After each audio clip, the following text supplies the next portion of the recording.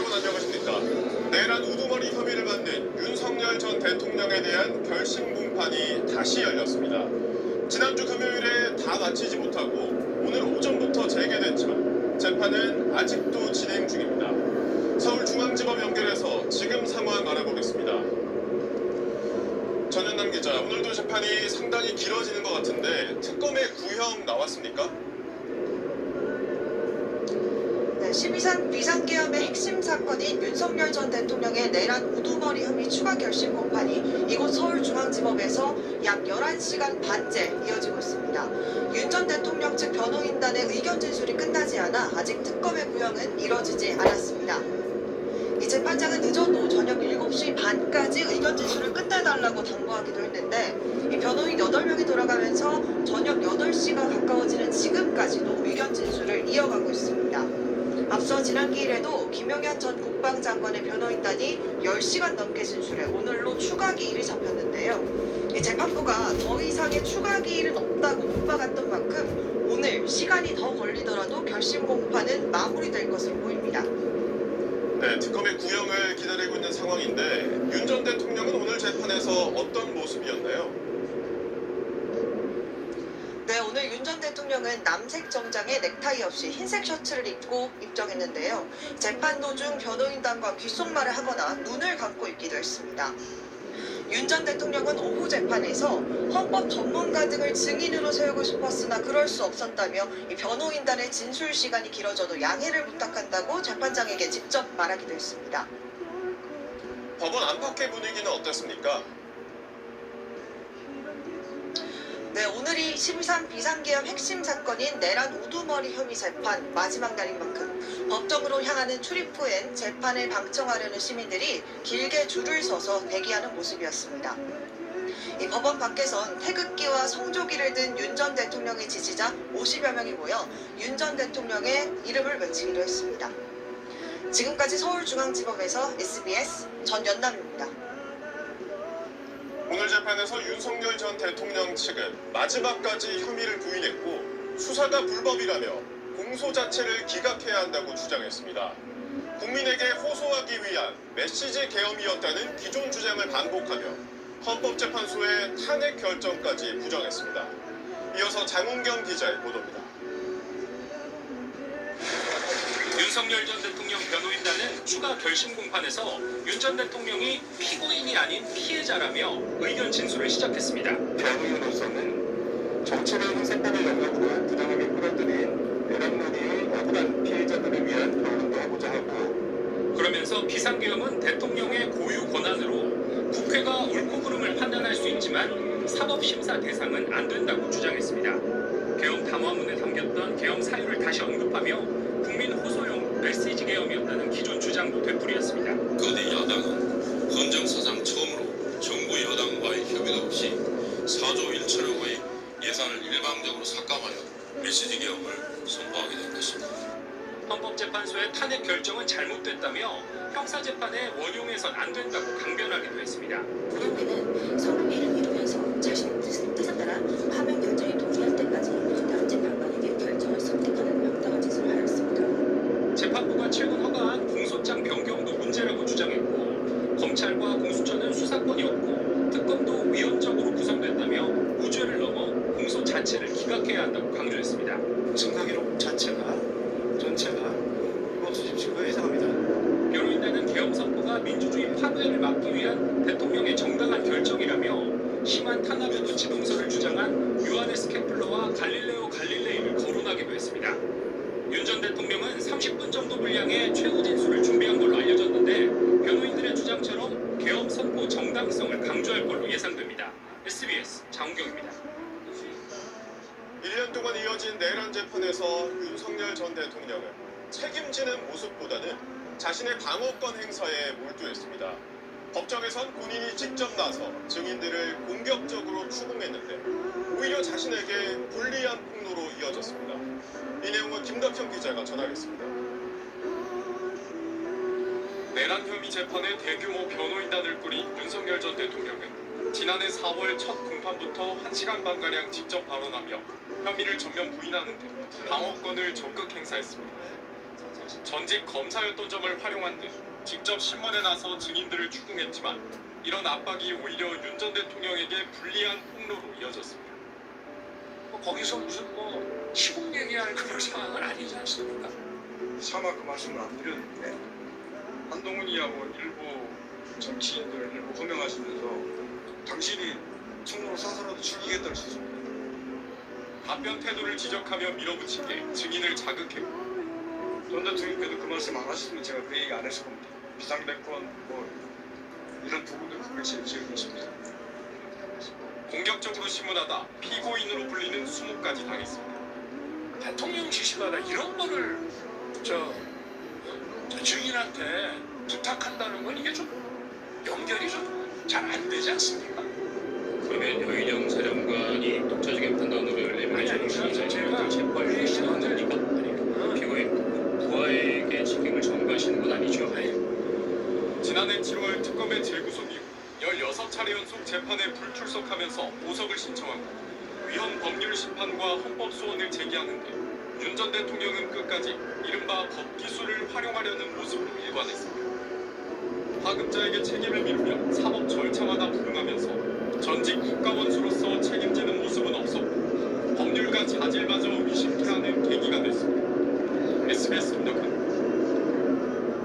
임찬종 법조 전문 기자 스튜디오에 나와 있습니다.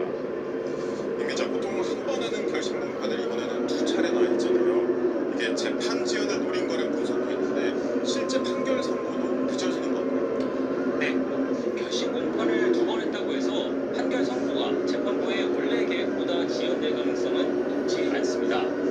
결심 공판에서 그동안 특검이나 피고인 측이 언급하지 않았던 새로운 주장이나 중요한 증거가 나올 가능성은 낮기 때문입니다. 결국 결심 이전부터 재판부가 계획하고 있던 선고 날짜를 변경할 필요가 크지 않다는 뜻입니다. 재판부는 오늘 공판 막바지에 판결 선고 기일을 발표할 텐데 결심 이후 선고까지 보통 한 달 정도 걸리는 점, 그리고 다음 달 23일에 법관 정기 인사가 있는 걸 감안하면 이르면 다음 달 14일부터 시작되는 설 연휴 이전에 선고할 수도 있고 늦어도 정기 인사 전 마지막 업무일인 다음 달 20일까지는 1심 판결을 선고할 것으로 전망됩니다.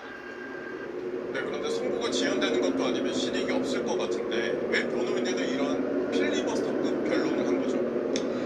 네, 재판 지연이 아니라 결심 공판에 집중된 관심을 독점하려는 것이 진짜 목적이라는 분석이 나오고 있습니다. 원래 계획대로 지난주 금요일에 피고인 측 의견 진술과 특검 구형이 같은 날에 이루어졌다면 피고인 변론보다는 특검 구형에 더 관심이 쏠렸을 겁니다. 그런데 지난주 공판에서 김용현 전 장관 측이 대부분의 시간을 쓰면서 비판을 받았을지언정 그날 하루는 재판에 쏠린 관심을 사실상 독점할 수 있었습니다. 윤석열 전 대통령 측도 오늘 종일 시간을 사실상 독점하면서 비상계엄이 적법했다는 주장을 반복하고 있습니다. 그래서 피고인 측 변호인들의 진짜 목적은 재판을 지연시키거나 판사를 법적으로 설득하는 것이 아니라 최대한 긴 시간 동안 정치적인 주장을 펼치고 지지층을 상대로 존재감을 높이려는 것이라는 분석이 나오는 겁니다. 네, 윤 전 대통령의 다른 재판들은 어떻게 진행되고 있습니까? 네, 윤석열 전 대통령은 총 8건의 형사 재판을 받고 있습니다. 이 중 공수처의 체포영장 집행을 방해한 혐의에 대한 1심 판결은 이번 주 금요일에 선고됐다. 윤석열 전 대통령에게 선고되는 첫 번째 형사사건 판결입니다. 그 밖에 무인기와 관련된 일반 이적 혐의 사건은 어제 첫 공판이 열렸고요. 이종석 전 국방부 장관을 호주로 도피시킨 혐의에 대해서는 내일 첫 공판이 열립니다. 한덕수 전 총리 재판에서 위증한 혐의 사건, 최상병 수사 외압 혐의 사건, 그리고 김건희 특검이 기소한 정치자금법 위반 혐의 사건과 공직선거법 위반 혐의 사건은 아직 공판 준비 기일이 열리지 않은 초기 단계입니다. 네, 임찬종 법조 전문 기자였습니다. 잘 들었습니다. 다음 소식입니다. 이재명 대통령과 다카이치 일본 총리가 일본 나라현에서 정상회담을 했습니다. 이 대통령은 어지러운 국제 질서 속에서 한국과 일본 두 나라의 협력이 어느 때보다 중요하다고 강조했습니다. 먼저 현지에서 박예린 기자입니다. 한일 정상회담의 장소인 일본 나라현 한 호텔에 이재명 대통령이 도착했습니다.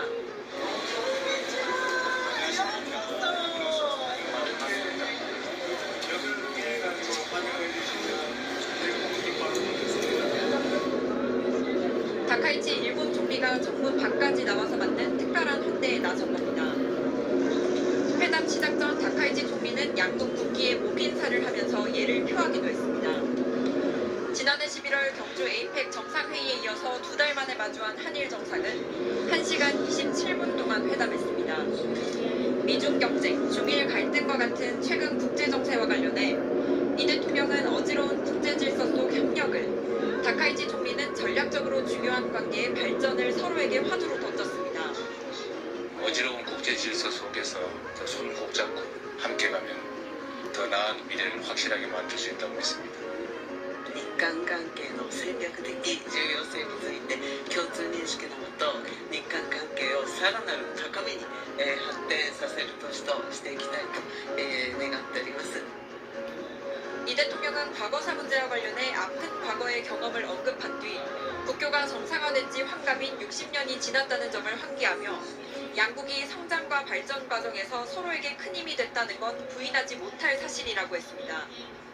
좋은 점들을 더 발굴해서 키우고 불편하거나 나쁜 점들을 잘 관리해서 최소화시키면서 다카이치 총리는 중국을 겨냥한 듯 이런 말을 하기도 했습니다.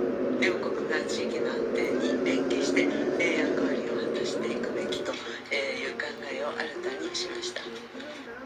회담 장소인 나라현에 대해 다카이치 총리는 자신의 고향에 온 걸 환영한다고 밝혔고 이재명 대통령은 고대의 한일 문화교류의 중심지였다며 각별한 의미가 있다고 말했습니다.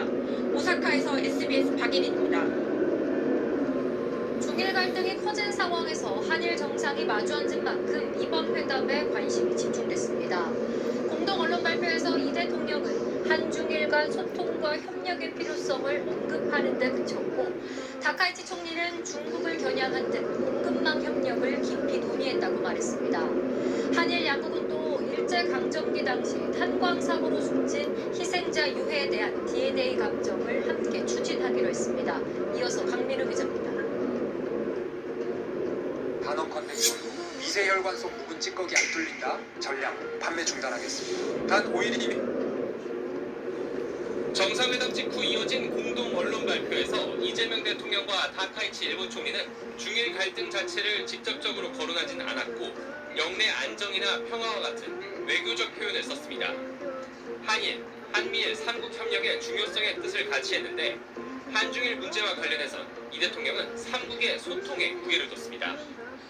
저는 동북아 지역의 한중일 3국이 최대한 공통점을 찾아 함께 소통하며 협력해 나갈 필요가 있다는 점도 강조하였습니다. 중일 양국 갈등에 우리가 관여할 건 아니지만 원만한 해소를 기대한다는 기존 입장을 반복한 셈입니다. 다카이치 총리는 전략 환경이 엄중해지는 가운데 한일, 한미일 연대의 중요성이 높아지고 있다고 강조했습니다. 지역 안정을 위한 연대나 경제 안보 협력의 심화 등을 거론하며 최근 중국의 대일 수출 통제 강화 등을 떠올리게 하는 요구를 언급했습니다. その中で、大統領とはサプライチェーン協力について踏み込んだ議論を行いました。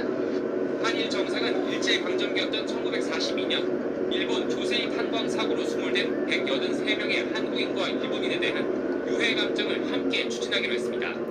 朝鮮炭鉱にて発見されたご遺骨に関しては DNA 鑑定についての協力に向け日韓間の調整が進展していることを歓迎いたします。 과거사 문제에서 작지만 의미 있는 진전을 이루어낼 수 있어 참으로 뜻깊게 생각합니다. 두 정상은 한반도 비핵화를 위한 의지도 재확인했습니다. SBS 강민우입니다. 일본 현지에 나가 있는 취재 기자 연결해서 자세한 회담 이야기 들어보겠습니다. 강청원 기자, 지금은 어떤 일정이 진행되고 있습니까? 네, 약 1시간 전인 저녁 7시부터 이재명 대통령 부부와 다카이치 일본 총리 등이 참석한 가운데 만찬 행사가 진행되고 있습니다. 나라현이 다카이치 총리의 고향인 만큼 지역적 특성을 살리면서도 한일 우호를 상징하는 음식이 만찬에 제공됐을 거란 예상입니다. 이번 만남에서 일본 측의 의전에 꽤 공을 들이는 모습으로 보이죠? 그렇습니다. 먼저 다카이치 총리가 회담장 정문 앞에 나와 직접 마주한 건 예정에 없던 파격적 의전이라는 게 청와대 설명인데요. 이후 소위 회담에서도 다카이치 총리가 한국어로 인사를 하기도 했습니다.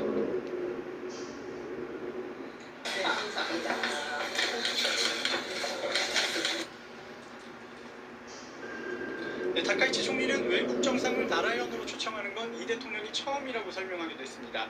다카이치 총리는 어제 하루 먼저 나라연에 도착해 회담 의전에 공을 들인 걸로 알려졌는데요. 일본식 환대 문화를 뜻하는 이른바 오모테나시 외교를 통해 중일 갈등 속에서 한국을 일본 쪽으로 끌어당기려는 의도가 담겨있다는 해석이 나옵니다. 공동 언론 발표가 끝난 뒤엔 양국 정상의 비공개 환담도 있었는데 다카이치 총리가 이 대통령과 함께 자신의 취미인 드럼을 치기도 했습니다. BTS의 곡 다이너마이트와 애니메이션 K-팝 데몬헌터스의 삽입곡 골든을 연주한 걸로 전해졌습니다. 네, 그런데 공동 언론 발표문을 보면 양국 정상이 강조하는 부분이 조금 다른 것 같은데 어떻습니까? 그렇습니다. 다카이치 총리의 발표문에선 급변하는 국제정세 속에 한미일의 협력과 연대를 강조하는 표현이 총 4차례나 등장합니다. 공급망 협력을 협의했다는 내용도 있습니다. 중국을 직접 거론하지는 않았지만 사실상 중국을 겨냥해서 한일의 경제와 안보 분야 협력을 강조한 걸로 볼 수 있겠습니다. 반면 이 대통령은 한중의 소통, 협력의 필요성을 따로 언급하고 상대적으로 경제, 사회 분야 협력에 대한 구체적인 얘기를 더 많이 꺼내는 등 다소 거리를 두는 모습도 보였습니다. 지금까지 나라연에서 SBS 강청원입니다. 민주당 윤리심판원이 공천원금 무기 의혹 등을 받는 김병기 의원을 제명하기로 전격 결정했습니다. 김 의원은 재심을 청구하겠다며 잔인한 결정이라고 강하게 반발했습니다. 국민의힘은 꼬리 자르기라고 비판했습니다. 박재현 기자입니다. 어젯밤 9시간 마라톤 회의 끝에 민주당 윤리심판원이 김병기 의원에 대해 내린 결정은 최고 수위 징계인 제명이었습니다. 김 의원이 지난달 30일 원내대표직을 사퇴한 지 13일 만입니다. 사안의 중대성 등을 종합적으로 고려하여 심의안건에 대해서 제명 처분을 의결했습니다. 호텔 숙박 초대권 사용 문제와 쿠팡 치과의 고가 식사 논란 등이 제명 결정 사유에 포함됐습니다. 김 의원은 재심을 청구하겠다고 반발하면서 이토록 잔인해야 하느냐, 의혹 중 하나라도 법적 책임이 있다면 정치를 그만두겠다는 내용의 글을 SNS에 올렸습니다. 윤리심판원 결정이 지연될 경우 당대표가 최고위원회의를 통해 김 의원을 비상징계하는 방안도 여권 일각에선 거론됐지만 제명 결정이 나오면서 당 지도부는 재심 청구 같은 절차는 보장해주기로 했습니다. 윤리심판원의 프로세스를 저희는 존중할 수밖에 없는 상황이라는 말씀 드리고, 재심과 의원총회를 거쳐 제명이 최종적으로 확정될 경우 김 의원은 앞으로 최소 5년 동안 민주당에 복당할 수 없고 2028년 총선에서 민주당의 공천도 받을 수 없게 됩니다. 국민의힘은 제명 결정은 권력형 비리 의혹을 감추려는 꼬리 자르기라고 비판하면서 특검 도입을 요구했습니다. 공공천, 뇌물공천 사례점의 최정점이 어디인지 누가 있는지 특검 수사를 통해서 명명백백하게 국민 앞에 밝혀야 합니다. 국민의힘 장도겸 대표는 오늘 개혁신당 이준석 대표와 만나 공천원금 특검법을 공동 발의하기로 합의했는데 민주당은 정치적 야합이라고 비난했습니다. SBS 박지현입니다. 공천원금 의혹을 수사하고 있는 경찰이 김경 서울시의원에게 내일 다시 출석하라고 통보한 걸로 확인됐습니다. 김 시의원이 강선우 의원 측에 1억 원을 건넸다고 인정한 걸로 전해지면서 강 의원 소환도 임박했다는 관측이 나오는데요. 경찰은 강 의원의 과거 통신 내역을 확보하기 위해 통신영장을 신청했습니다. 도문영 기자의 단독 보도입니다. 지난 11일 저녁 미국에서 귀국한 직후 경찰에 출석한 김경 시의원에 대한 조사는 3시간 반 만에 종료됐습니다. 김 시의원이 신체 적응 등을 이유로 건강상 이상을 호소했기 때문입니다. 김 시의원은 당시 경찰 조사에서 지난 2022년 지방선거를 앞두고 강선우 의원 측에 1억 원을 건넸다가 돌려받았다는 취지로 진술한 걸로 알려졌습니다. 1차 조사 결과를 분석한 경찰은 김 시의원에게 내일 다시 나와 조사를 받으라고 통보한 걸로 SBS 취재 결과 확인됐습니다. 김 시의원도 경찰 수사에 최대한 협조하겠다는 뜻을 밝힌 만큼 이르면 내일 2차 조사가 이뤄질 전망입니다. 경찰은 2차 조사에서 문자의 1억 원을 강 의원 측에 전달하고 되돌려받게 된 구체적인 경위와 대가성 여부 등을 따질 방침입니다. 김 시의원은 조사가 마무리되는 대로 최근 출국 금지 조치에 이어 압수수색이 진행됐던 강선 의원도 소환될 걸로 보입니다. 강 의원은 공천원금 의혹이 불거진 김병기 의원과의 대화 녹취가 공개된 직후 자신은 돈을 받은 적이 없다며 반환을 지시했고 반환된 걸 확인했다고 밝힌 뒤 추가 입장을 내놓지 않고 있습니다. 하지만 김 시의원으로부터 1억 원을 받은 당사자로 지목된 강 의원의 전 보좌관은 경찰 조사에서 본인은 돈을 받은 적이 없다고 진술한 걸로 전해졌습니다. 경찰은 압수수색 과정에서 최신형 아이폰을 제출하면서도 휴대전화 비밀번호를 알려주지 않은 강 의원에 대해 통신기록 조회 영장을 신청한 걸로 파악됐습니다. SBS 동은영입니다. 보수 성향 법조인인 이석연 국민통합위원장이 이해훈 기획예산처 장관 후보자를 향해 스스로 물러나라고 직격했습니다. 이 위원장은 내란 동조 세력은 통합의 대상이 아니라며 이번 인선은 잘못됐다고 비판했습니다. 배준우 기자입니다. 이명박 정부 때 국제처장을 지냈던 이석연 국민통합위원장. 이재명 정부의 탕평 인사 사례로 꼽히는 이 위원장이 오늘 관훈클럽 토론회에 참석해 이해훈 기획예산처 장관 후보자에게 이렇게 쓴소리를 던졌습니다. 갑질이네, 포거지네, 투기네 뭐 이런 걸 떠나서도 이미 내란 세력에 동조했던 게 나와 있습니다. 이해훈 후보자가 과거 탄핵반대 삭발식 등에 참여했던 걸 언급하며 그렇게 깊숙이 관여한 사람은 통합 대상이 아니라고 했습니다. 또 인사청문회까지 지켜보는 것 자체가 국민을 피곤하게 한다며 사퇴가 오히려 통합에 도움이 된다고 덧붙였습니다. 잘못된 인선이었다.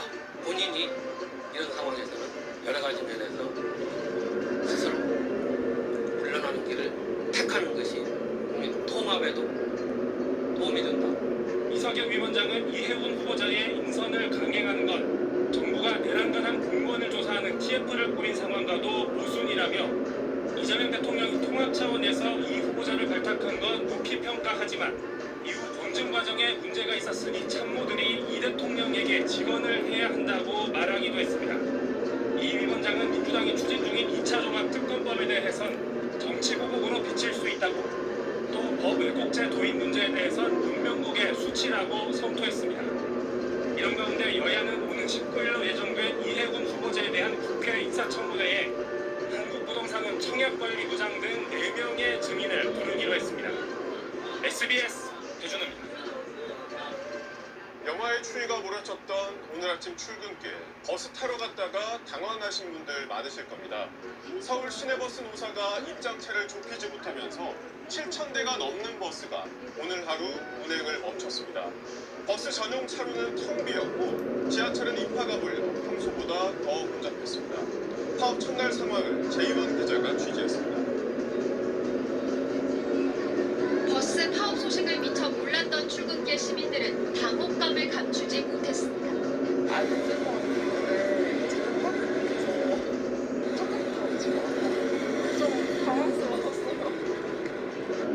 오지 않는 버스를 기다리다 뒤늦게 다른 교통수단을 택하기로 했습니다. 나왔는데 딱 보고 나서 알게 됐어요. 원래 지역에서 버스를 타야 되는데 갑자기 없더라고요, 운행 버스가. 임금 협상안을 놓고 10시간 넘게 협상을 벌였지만 노사가 합의에 이르지 못하면서 서울 시내버스 노동조합이 새벽 첫 차부터 전면 파업에 돌입해 서울 시내버스 7천여 대가 멈춰 선 겁니다. 출근길 주요 지하철 환승역은 계단을 내려가기 어려울 정도로 붐볐고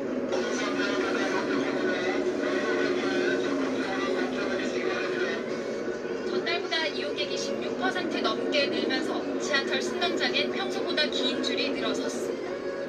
막차가 새벽 2시까지 연장되고 출퇴근 주요 시간대 지하철 운행 시간을 1시간씩 늘렸지만 시내버스의 빈자리를 완전히 메울 수는 없었습니다. 지하철역에 내려오기가 힘드니까 버스 타고 다녀요.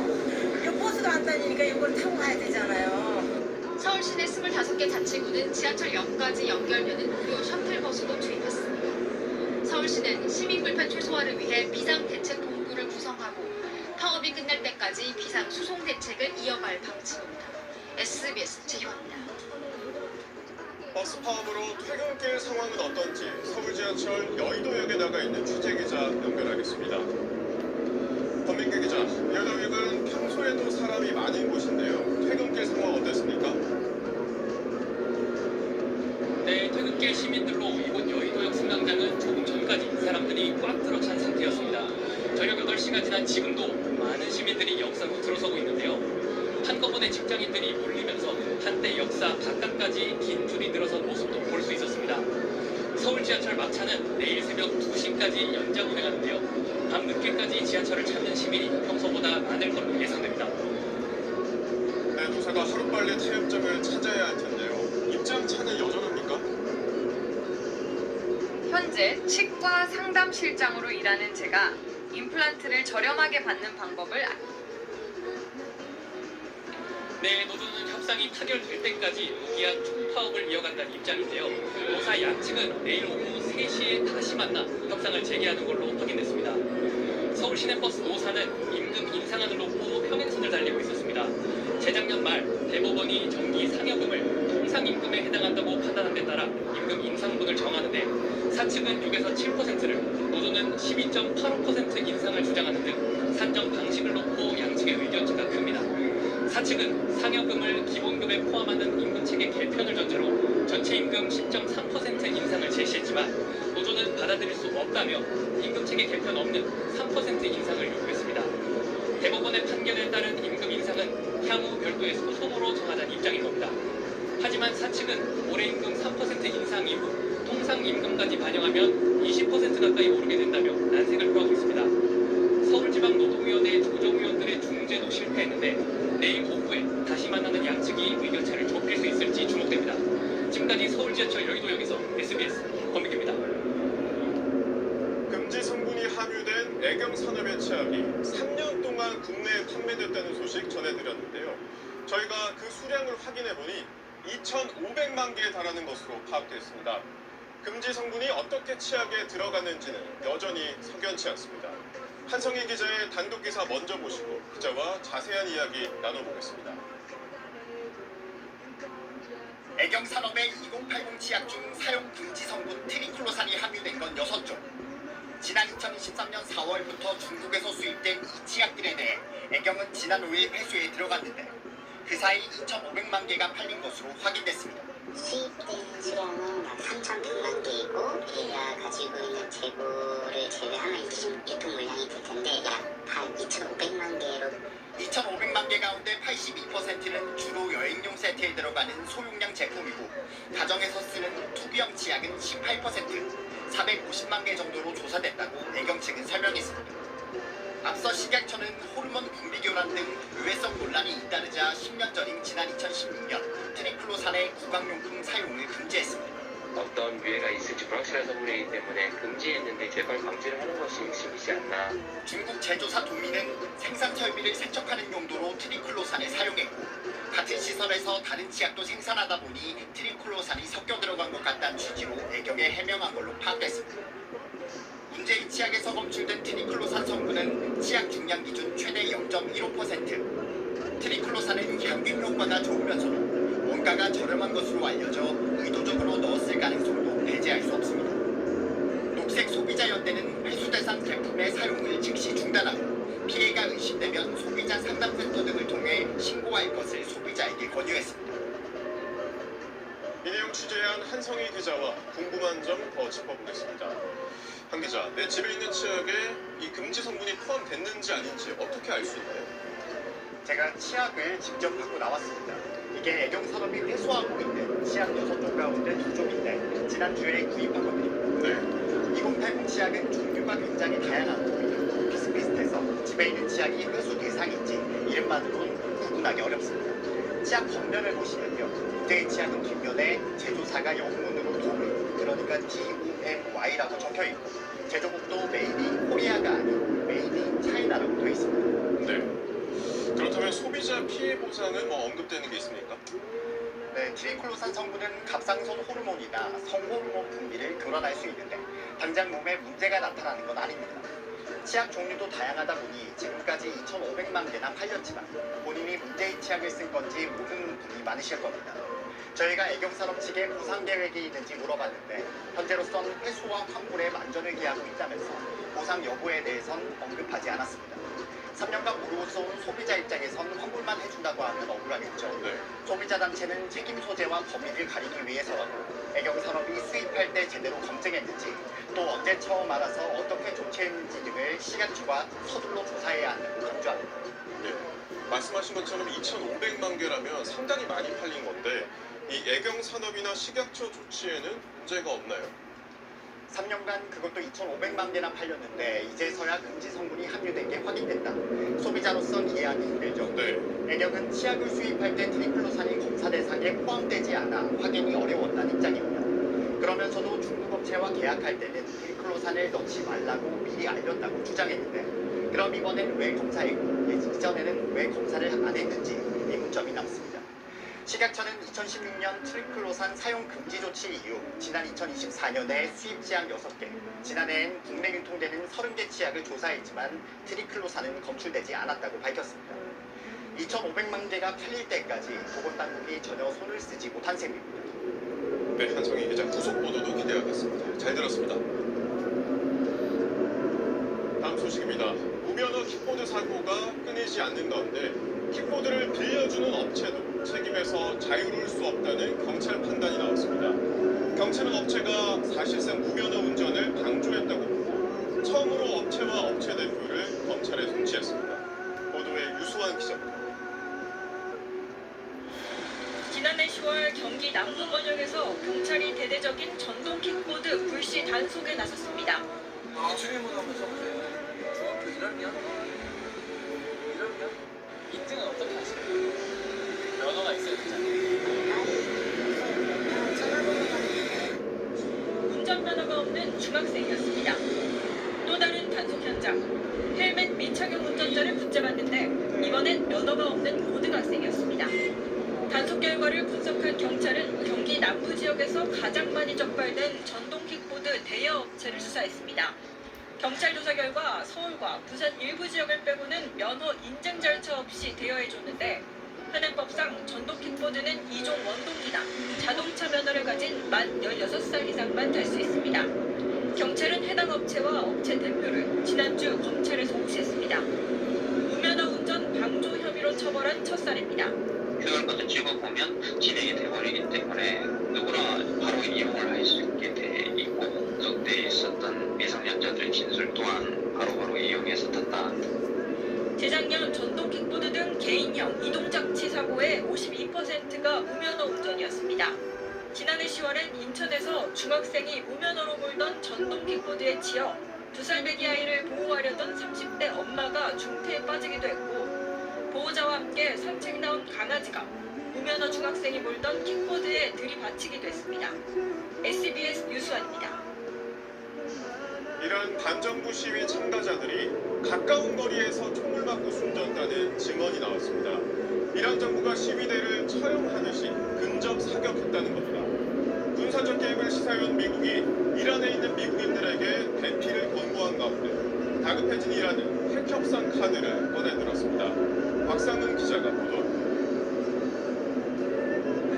이란 테헤란 외곽의 범위학센터 주변 시신을 담은 비닐 가방으로 뒤덮였습니다. 가족 생사를 확인하기 위해 나선 어머니는 참혹한 광경에 혼절했고, 싸늘한 시신이 된 아들, 딸의 모습에 곳곳에서 통곡이 터져나왔습니다. 진화 병력이 시위대를 사실상 직결 처형하고 있다는 증언이 나오고 있습니다. 노르웨이에 보물을 든 이란 인권은 지난 8일 23살 대학생 루비나 아미니안이 근접 사격으로 숨졌다고 전했습니다. 아미니안의 어머니는 수백 구의 시신을 뒤져 딸의 주검을 찾았으며, 젊은이들이 대부분인 사망자들은 근접 사격으로 머리나 목을 저격당한 상태였다고 전했습니다. 시위에 나섰다 체포된 20대 청년이 내일 교수형에 처해진다는 소식도 알려졌습니다. 최소 648명, 많게는 6,000명 이상 학살됐을 가능성이 거론되고 있지만 인터넷이 차단돼 정확한 상황은 파악되지 않고 있습니다. 이란 정부는 지지자들을 동원해 맞불 시위를 벌이는 한편 미국에는 핵협상을 제안하며 다급하게 움직이고 있습니다. 이슬람 신정체제 보존을 위한 고육지책이거나 시간 끌기용 카드란 분석이 나옵니다. 미국은 이란의 공식, 비공식 메시지가 서로 달라 잘 살펴보고 있다며 군사 개입 가능성을 거듭 강조했습니다. Diplomacy is always the first option for the president. However, with that said, the president has shown he's unafraid to use military options if and when he deems necessary. 또 이란에 머무는 미국 시민들은 즉각 안전한 인접국으로 대피하고 안전한 경로를 확보하지 못하면 필수품을 충분히 준비하라고 안냈습니다. 트럼프 대통령은 이란과 거래하는 모든 국가에 25% 대미 관세를 부과하겠다며 제재 수위도 높였습니다. 이란 원유의 80%를 저렴하게 사들여온 중국은 불법 제재라며 반발했습니다. SBS 박상은입니다. 달러 약세에도 원달러 환율은 1,470원을 넘어선 가운데 정부가 수출기업 1,000여 곳을 대상으로 외환 특별검사에 착수했습니다. 불법적 외환 거래를 차단해 국내 달러 유동성을 확보하겠다는 취지입니다. 최희선 기자의 보도입니다. 운송업체 A사는 거래처로부터 받은 달러 130억 원어치를 해외 지사에 남겨뒀습니다. 해외 지사는 그 돈을 그대로 빚을 갚는 데 썼습니다. 수출기업이 번 돈을 국내에 들여오지 않고 해외에서 직접 쓸 때는 한국은행에 신고해야 한다는 외국환거래법 위반입니다. 거래 중간에 해외 페이퍼 컴퍼니를 끼워 넣고 달러를 빼돌려 비자금을 조성한 기업들도 적발됐습니다. 지난해 관세청이 수출기업 104곳을 검사했더니 97%가 이런 불법 외환 거래를 한 사실이 확인됐습니다. 적발 금액만 2조 2천억 원이 넘습니다. 보통 더 환율이 오르면은 그때 가서 좀 어떤 그 시세 차익을 노리고 절차 위반 사항뿐만이 아니고 이런 환율 불안정을 틈타서 국내 재산을 해외로 아니 진짜 입이 안 다물어지는데요. 기미가 성두리째 뽑힌다고요? 피부과에서 이것 때문에 비상회의가 열릴 정도래요. 제가 경비원님을 도피시키는 세 건에 신고한 수출 금액과 국내에서 받은 무역 대금 차이는 지난해 1월부터 11월까지 1,685억 달러, 약 248조 원으로 5년 내 최고 수준입니다. 관세청은 정당한 이유 없이 일부러 수출 대금을 늦게 받는 등의 방식은 환율 불안을 자극한다고 보고 수출기업 1,138곳에 대해 외환 검사에 착수했습니다. 무역 대금을 한국으로 가지고 들어오지 않는 것도 하나의 보안율을 장기화시키는 요인으로 작용하고 있거든요. 적극적인 단속 절차는 기업들의 좀 적극적인 외환 유입을 유도할 수 있고 관세청은 환율이 안정될 때까지 불법 무역 외환 거래 TF를 운영해 단속하기로 했습니다. 오늘 원달러 환율은 지난달 30일 이후 9거래일째 상승하면서 1,473.7원으로 마감했습니다. SBS 최희선입니다. 쿠팡의 개인정보 유출 사태와 관련해 경찰 수사를 받던 로저스 쿠팡 임시대표가 출국한 사실이 뒤늦게 확인됐습니다. 경찰은 로저스 대표가 다시 국내로 들어올 경우 출국 정지를 검토하는 한편 관련자들에 대한 규제 조치에도 나섰습니다. 손기준 기자의 보도입니다. 지난달 30일부터 이틀간 국회에서 진행됐던 쿠팡 연석 청문회. 당시 쿠팡에선 해롤드 로저스 임시대표가 출석했는데 마지막까지 자체 조사 결과를 언급하며 개인정보 유출로 인한 피해를 축소하려는 듯한 발언을 반복했습니다. Why are we talking about this and not talking about the fact that we worked successfully with the government to retrieve this data, that customers' data is now safe? 와이라고 묻지 말고 본인이 이야기하는 게 왜 why are we 왜 여기 와서 이런 소리? 그런데 로저스 대표가 청문회 직후 해외로 출국한 사실이 뒤늦게 알려졌습니다. 지난 1일 경찰이 로저스 대표에게 지난 5일에 출석하라고 요구했지만 이에 응하지 않았고 이달 중순 출석할 것을 재차 요구한 상태였습니다. 경찰은 로저스 대표 측과 계속해서 귀국 후 출석 일정을 조율하고 있다며 입국 시 출국 정지도 검토하고 있다고 밝혔습니다. 경찰은 로저스 대표 외에도 김범석 쿠팡 INC 의장과 박대준 전 쿠팡 대표 등 관련자들에 대해 입국 시 통보 요청과 출국 금지 등 출입국 규제 조치를 한 것으로 파악됐습니다. 쿠팡 측은 로저스 대표의 출국과 관련해 예정된 출장 일정이라며 이미 경찰에 출석할 의사를 전달했고 적극적으로 협의 중이라고 설명했습니다. 최근 귀국한 김명 서울시 의원에 이어 쿠팡 로저스 대표 역시 해외로 출국했다는 사실이 뒤늦게 알려지면서 주요 사건 수사를 받게 된 경찰이 수사 초기부터 연이어 허점을 드러내고 있다는 비판을 피하긴 어려워 보입니다. SBS 송기준입니다. 공정거래위원회가 쿠팡에 대한 대대적인 현장 조사에 나섰습니다. 김범석 쿠팡이사회 의장을 쿠팡의 실질적 지배자, 총수로 지정할 수 있는지를 집중적으로 들여다보고 있습니다. 백운 기자입니다. 공정거래위원회는 오늘 서울 송파구 쿠팡 본사에 20여 명의 조사관을 보내 현장 조사를 벌였습니다. 대기업 집단 지정과 감시 역할을 하는 기업 집단 감시국과 불공정 거래를 단속하는 시장 감시국, 납품업체 갑질 여부 등을 확인하는 기업거래 결합심사국이 투입됐습니다. 3개국이 동시에 투입되는 대규모 현장 조사는 이례적입니다. 이번 조사에선 김범석 쿠팡 INC 의장을 동일인이라 부르는 실질적 지배자, 총수로 지정할 수 있는지를 집중적으로 들여다보는 것으로 전해졌습니다. 동일인으로 지정되면 일가의 내부 거래가 감시받고 공시 의무와 사익 편취 규제 등이 적용됩니다. 공정위는 김 의장의 친족이 경영에 참여하지 않는 점 등을 들어 김 의장이 아닌 쿠팡 법인을 동일인으로 지정해왔습니다. 만약 현장 조사에서 김 의장의 동생 김유석 부사장이 경영에 참여한 정황이 확인되면 동일인을 김 의장으로 변경하는 방안이 적극 검토될 것으로 보입니다. 김범석의 일가가 경영 참여하는지를 면밀하게 점검할 예정입니다. 친족이 경영 참여할 경우에는 동일인 지정을 개인으로 바꿀 수도 있습니다. 쿠팡이 입점업체들의 판매 데이터를 가지고 자체 브랜드 상품을 만들어 팔았는지도 조사 대상입니다. 공정위는 또 12조 원이 넘는 내부 거래 과정에서 쿠팡이 정상 가격보다 현저히 높거나 낮은 가격으로 계열사의 이익을 몰아줬을 수 있다고 보고 관련 자료를 분석하고 있습니다. SBS 백운입니다. 구몬학습과 빨간펜 등으로 잘 알려진 교원그룹이 해킹 공격을 받아 일부 데이터가 유출된 것으로 파악됐습니다. 고객 정보가 포함됐는지는 아직 확인되지 않았는데 미성년자나 금융 관련 정보까지 유출됐을 수 있다는 우려도 나오고 있습니다. 최성훈 기자의 보도입니다.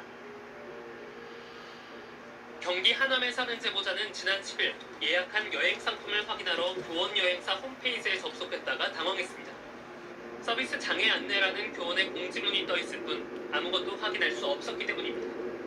캔슬을 할까 뭐 이런 의향도 있고 해가지고 수시로 살펴보는 상황이었거든요. 근데 그 접속이 안 되더라고요. 접속 장애는 교원 투어뿐 아니라 부모낙스, 교원 라이브 등 교원의 8개 계열사에서 발생했습니다. 교원그룹은 지난 10일 새벽 5시 30분쯤 웹사이트 장애 사실을 인지한 후 자체 조사를 벌인 끝에 사내 일부 시스템이 랜섬웨어에 감염된 것으로 의심되는 징후를 발견했습니다.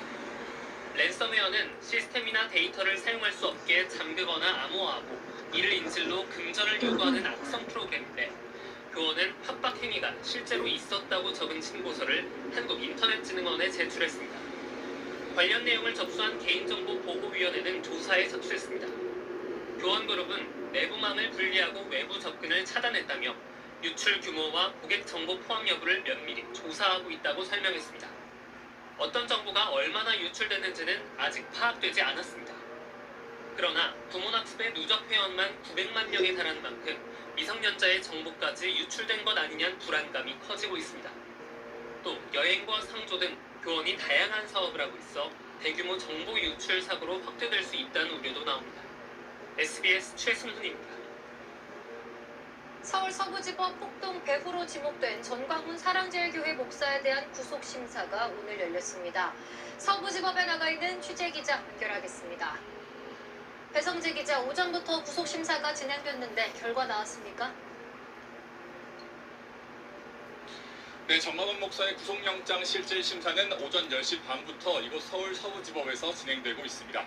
심사를 받으러 법원에 들어가기에 앞서 전 목사는 정권이 바뀌니 자신을 구속하려 한다며 거친 말을 쏟아냈습니다. 좌파 대통령만 하면은 항상 나를 구속시키려고 그렇게 하여튼 나쁜 말로 말하면 발작을 드는 거야. 전 목사는 윤석열 전 대통령 지지자들을 부추겨 서부지법에 난입해 집기를 부수고 경찰을 폭행하게 한 특수공무집행 방해 교사 등 혐의를 받습니다. 특히 전 목사는 윤 전 대통령 구속영장 실질심사를 앞둔 대규모 집회에서 국민저항권 행사를 주장했는데 이런 주장이 폭력행위 선동에 해당하는지를 법원이 집중적으로 따져보고 있습니다. 정 목사 교회 관계자들과 지지자들도 법원에 왔을 텐데 현장에서 별다른 소동은 없었나요? 사랑제일교회 관계자 등 70여 명이 이곳 서부지법을 찾아서 전 목사의 출석 현장을 지켜봤습니다. 폭동이 벌어졌던 그 현장에서 전 목사 구속영장 심사가 이제 열리게 된 건데 경찰은 법원 일대를 경찰 버스로 둘러싸고 8개 중대를 배치했습니다.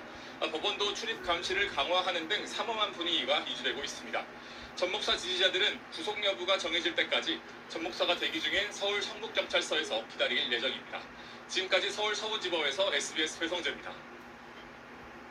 정부가 어제 공개한 공소청법과 중수청법을 두고 여당 강경파가 도로 검찰청을 만드는 거냐며 반발하고 있죠.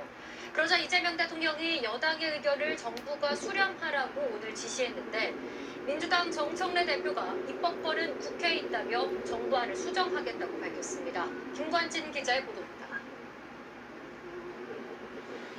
정부가 법무부 산하 공소청과 행정안전부 산하 중대범죄수사청을 설치하는 법안을 어제 공개한 뒤 중수청의 인적 구성을 수사사법관과 전문수사관으로 이원화하는 방안 등을 놓고 도로 검찰청 만드느냐는 여당 강경파의 성토가 잇따랐습니다.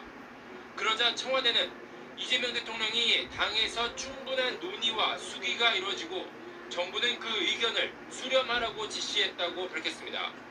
하지만 여당 강경파의 반발은 오늘도 이어졌습니다. 중수청을 이원 조직으로 만들어서 사실상 기존 검찰 특수부를 확대 재편하는 구조는 절대 안 됩니다. 범정권 일각에선 검찰 출신인 고국 청와대 민정수석이 검사의 보안 수사권 유지를 비롯해 검찰 조직의 권한을 보전하는 방향으로 정책을 유도한다는 주장도 나왔습니다. 검찰들에게 특권을 계속해서 유지할 수 있는 방향으로 가게 하면 되겠다라는 식으로 공수석이 좀 책임져야 될 측면이 좀 있다고 보고요. 국무총리실 산하 검찰개혁 추진단의 자문위원 16명 가운데 6명도 정부안에 반발해 사의를 밝혔습니다. 여당 정청래 대표는 입법의 최종 권한과 책임은 국회에 있다며 정부안 수정을 공언했습니다. 잘 조율이 됐습니다. 법의 통과는 국회 몫이다. 그래서 국회에서 얼마든지 수정, 변경 가능하다. 국민의힘은 정부안이 행안부를 대한민국 모든 수사력을 거머쥔 괴물부처로 만드는 위험천만한 도박이라며 입법을 즉각 철회하라고 요구했습니다. SBS 김관진입니다. 갱년기 증상 완화에 효과가 있다며 약용식물인 루바브를 내세운 제품들이 실제로는 갱년기 개선 효과가 없는 것으로 드러났습니다. 시중에 유통 중인 제품 10개를 조사한 결과 루바브 뿌리 추출물이 들어간 제품은 단 1개도 없었습니다. 고정현 기자가 취재했습니다. 갱년기 증상에 효과가 있다고 판매 중인 루바브 제품들입니다. 약용식물 루바브 추출물의 함량이 적게는 33%에서 많게는 80%까지 들어갔다고 적혀 있습니다.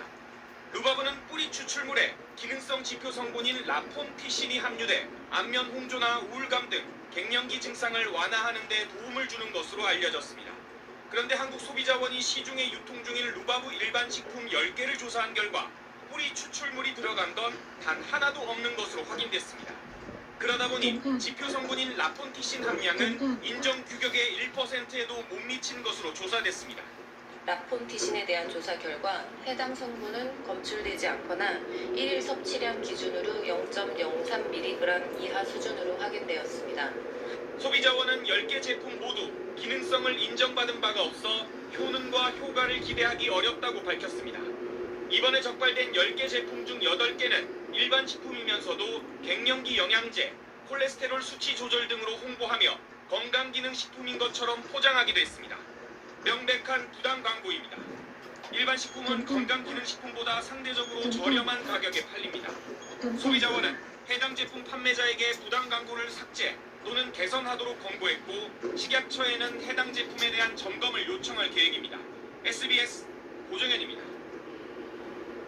다음 달부터 자동차 보험료가 1% 이상 오릅니다. 다음 달 11일 삼성화재가 먼저 1.4% 올리고 16일부터는 현대해상이 1.4%, DB손해보험은 1.3% 인상하기로 했습니다. KB손해보험과 메리츠 화재도 1.3%씩 보험료를 올릴 계획입니다. 손해보험사들은 자동차 보험 손해율이 손익분기점인 80%를 넘어 90%를 웃돈다며 인상이 불가피하다는 입장입니다. 국립박물관 문화재단이 지난해 박물관 문화상품의 매출액이 역대 최고 기록인 413억 3,700만 원으로 집계됐다고 밝혔습니다. 특히 애니메이션 K-POP 데몬헌터스의 열풍으로 영화 속 캐릭터를 닮은 까치 호랑이 배지가 약 9만 개 팔렸는데 재단은 밀라노 동계올림픽 등과 연계 세계 진출을 이어갈 계획이라고 설명했습니다.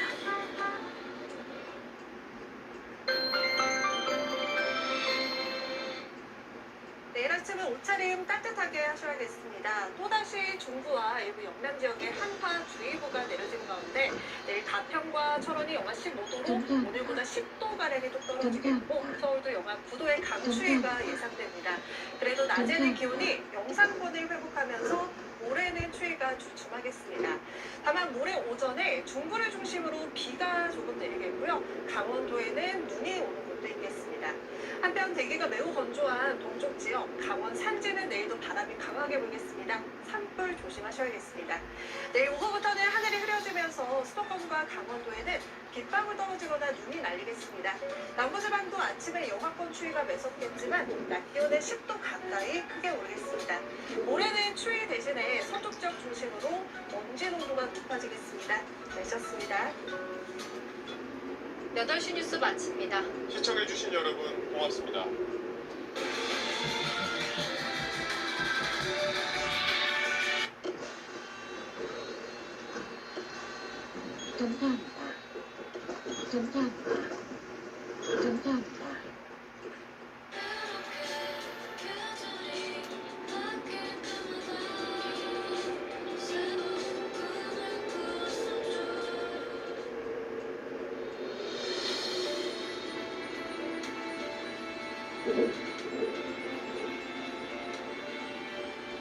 여러분 안녕하십니까? 윤석열 전 대통령에게 사형이 구형됐습니다. 전직 대통령에게 사형이 구형된 건 전두환 씨 이후 30년 만입니다. 자신에게 법정 최고형이 구형되는 그 순간 윤 전 대통령은 어이없다는 듯 실소를 지어 보였습니다. 첫 소식 김지욱 기자가 보도합니다.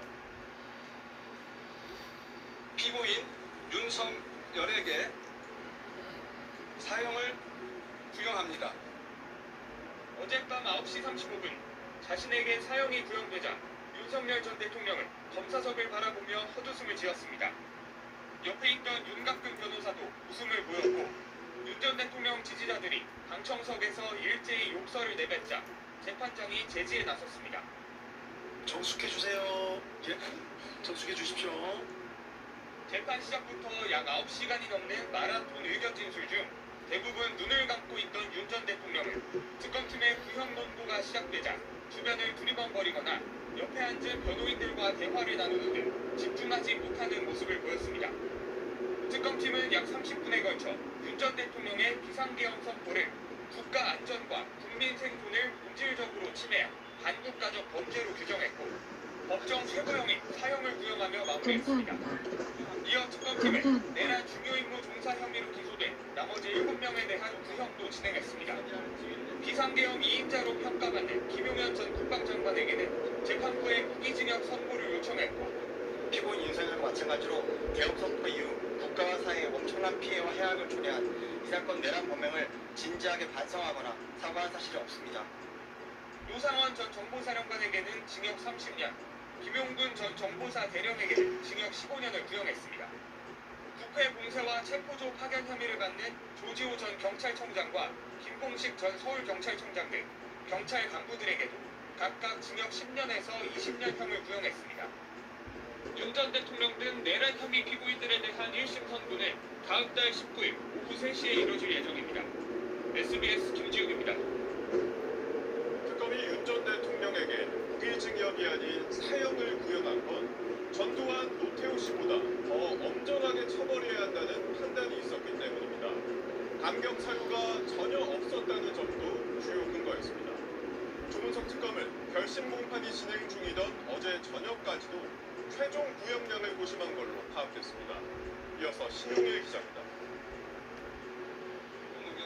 특검팀은 윤석열 전 대통령에게 법정 최고형인 사형을 구형하면서 전두환, 노태우 씨보다 더 엄히 처벌해야 한다고 밝혔습니다. 과거 군사반란에 따른 참혹한 결과를 역사적 경험으로 보고도 권력 독점을 위한 비상계엄을 자행했다는 겁니다. 전두환, 노태우 세력에 의한 단죄보다 더 엄정하게 단죄함으로써 대한민국이 형사사법 시스템을 통해 스스로 헌정 질서를 수호할 수 있음을 보여주어야. 윤 전 대통령에게 적용된 내란 우두머리 혐의 법정형은 사형과 무기형뿐인데 최저형인 무기형을 구형할 이유가 전혀 없다는 점도 구형에 반영됐습니다. 오히려 계엄을 주도하고도 책임을 무한 탓으로 돌리고 이후 사법 절차까지 거부하는 등 윤 전 대통령 스스로 가중 사유만 축적했다는 겁니다. 어떠한 반성의 기미도 찾아볼 수 없음을 명백하게 보여주고. 특검팀의 최종 구형량은 결심공판에 들어간 검사들도 어제 저녁 때까지 모를 정도로 결정이 늦어졌습니다. 앞서 지난 8일 수사팀 회의에서 무기징역 의견이 다소 많았지만 최종 결정을 조은석 특검의 판단으로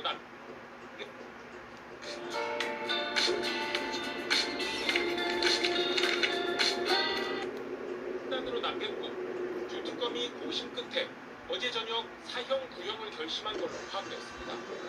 우리는 역사적 경험을 통해 권력을 가진 자의 승리권에 따른 내세웠던 명분은 옳뿐이고 목적은 오로지 권력의 독점과 유죄성을. 이로써 윤 전 대통령은 전두환 씨에 이어 사형을 구형받은 두 번째 전직 대통령이 됐습니다. SBS 신용입니다. 사형이 구형된 뒤 윤 전 대통령은 1시간 30분에 걸쳐 최후 진술을 쏟아냈습니다. 흥분한 듯 목청을 높이면서 계엄 승부는 비상벨이자 대문명이었다는 궤변만 늘어놓았고 끝까지 사과와 반성은 없었습니다. 김덕현 기자가 보도합니다. 윤석열 전 대통령은 자정을 조금 넘겨 시작한 최후 진술에서 자신에 대한 수사를 광란의 칼춤으로 지칭하며 내란몰이 음모론이라고 주장했습니다. 민주당의 호루라기에 맹목적으로 달려들어 물어뜯는 이리떼들의 모습이라는 생각이 듭니다.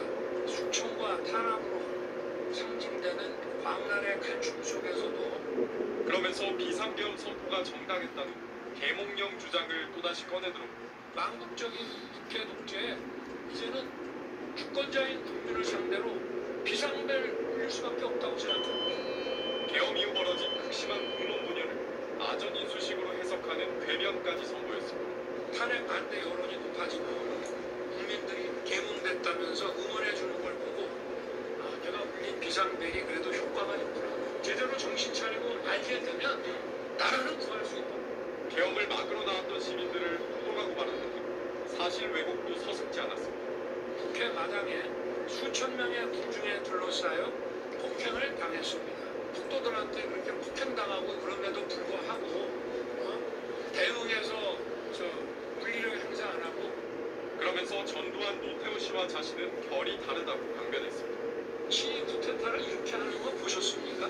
여러분들 그 신문부가 하는 그거 뭐 영화 보셨죠? 거기서 이런 식으로 합니까? 내가 옛날 무슨 하나대도 아니고. 90분 동안 이어진 진술에서 윤 전 대통령은 특검 수사의 부당성과 비상계엄 선포의 정당성을 계속 주장했지만 국민들이 느낀 고통에 대한 사과와 반성은 끝까지 없었습니다. SBS 김덕현입니다. 윤석열 전 대통령에게 사형이 구형되고 4시간 뒤인 오늘 새벽 국민의힘 윤리위원회가 한동훈 전 대표에 대한 제명 처분을 발표했습니다. 지방선거를 넉 달 정도 앞둔 시점에서 국민의힘 당내 갈등은 극단으로 치닫고 있습니다. 먼저 김보미 기자의 보도입니다. 윤석열 전 대통령에 대한 사형 구형 4시간 뒤인 오늘 새벽 1시 국민의힘 윤리위원회가 A4 8쪽짜리 결정문을 공지했습니다. 결정문에 적힌 주문은 피징계자 한동훈을 제명에 처한다였습니다. 윤리위는 문제가 된 6명의 당원 게시판 게시글 작성자가 특정 IP 2개를 사용했다면서 한동훈 전 대표가 가족들이 글을 올린 걸 뒤늦게 알았다고 공개적으로 인정했기 때문에 가족들의 작성 사실은 인정된다고 썼습니다. 그러면서 악성 비방글 작성은 당의 정상적인 여론 수렴 기능을 마비시킨 업무 방해 행위라고 밝혔습니다. 다만 한 대표가 직접 게시글을 쓴 사실이 있는지는 윤리위에서 확인하는데 한계가 있다고 적시했고, 윤리위 구성에 대한 한 전 대표의 비판은 재판부를 폭탄 테러하는 마피아나 테러 단체에 비견된다고 반박했습니다. 제명이 최종 확정되려면 당 최고위원 회의에서 의결돼야 하는데 장동혁 대표는 다른 해결책은 생각하지 않는다고 못 박았습니다. 윤리위원회 결정을 곧바로 뒤집고 어떤 다른 해결을 모색하는 것은 우선은 저는 따로 고려하고 있지는 않습니다. 오늘 오전에 열린 국민의힘 서울시당의 신년 인사회는 제명을 찬성하거나 반대하는 당원들로 아수라장이 되기도 했습니다.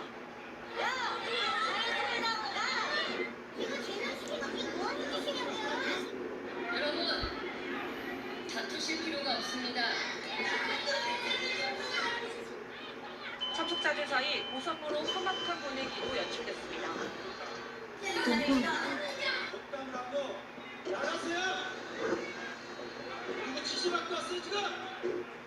일부 중진 의원들이 자제를 촉구하는 목소리를 내기도 했지만 당내 갈등은 최고조로 치닫고 있습니다.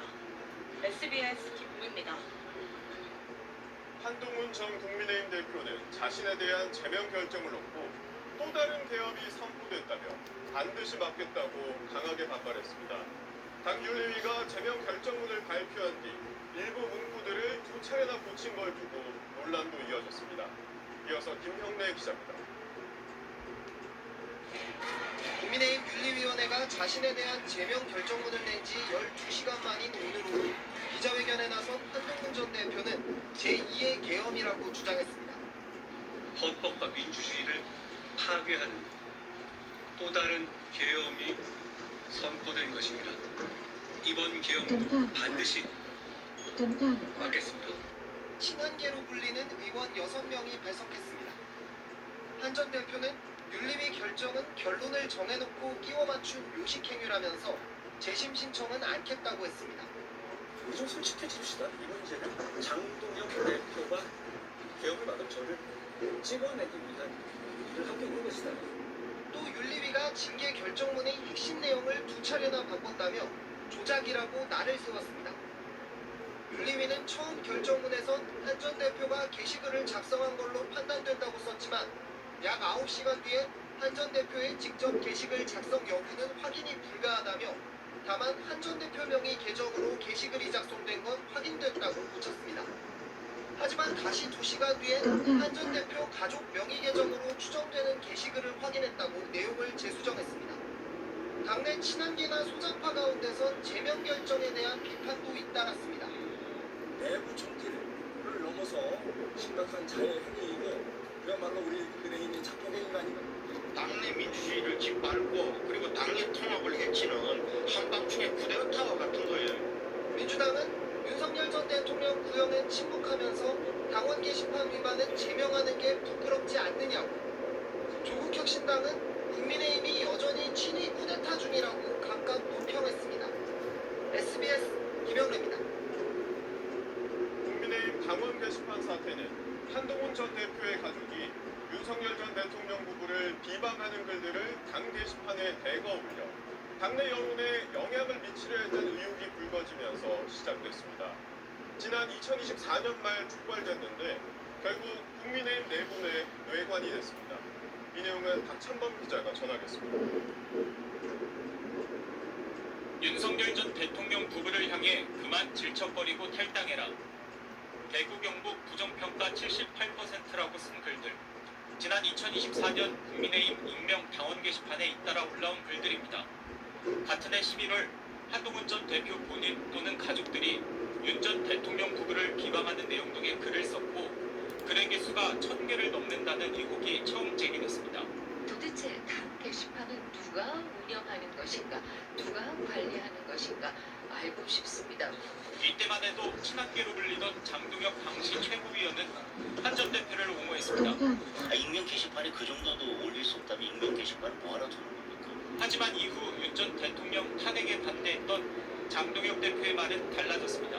당원 게시판 문제는 아직 종결이 되지 않은 사안입니다. 지난달 30일 장 대표 체제 당무감사위원회는 한 전 대표 가족 모임과 동일 명의 계정에서 비방글 등 1,428건이 작성된 것을 확인했다며 윤리위원회에 조사 결과를 넘겼습니다. 이날 한 전 대표는 가족의 작성 사실은 인정했습니다. 제 가족들이 그 익명이 보장된 당 게시판에다가 비판적인 사설, 칼럼 이런 걸 올린 사실이 있다는 것을 제가 나중에 알게 됐습니다. 하지만 한 전 대표는 당무감사의 감사 결과가 대부분 조작됐다며 반발했고 전 현직 대표 사이 갈등은 갈수록 커졌습니다. 장 대표는 자신이 과거에 한 전 대표를 옹호한 데 대해 오늘 이렇게 말했습니다. 그 당시에 제가 알고 있었던 것은 한동훈 대표가 당원 게시판에 회원으로 가입한 적이 없다는 것 하나만 알고 있었습니다.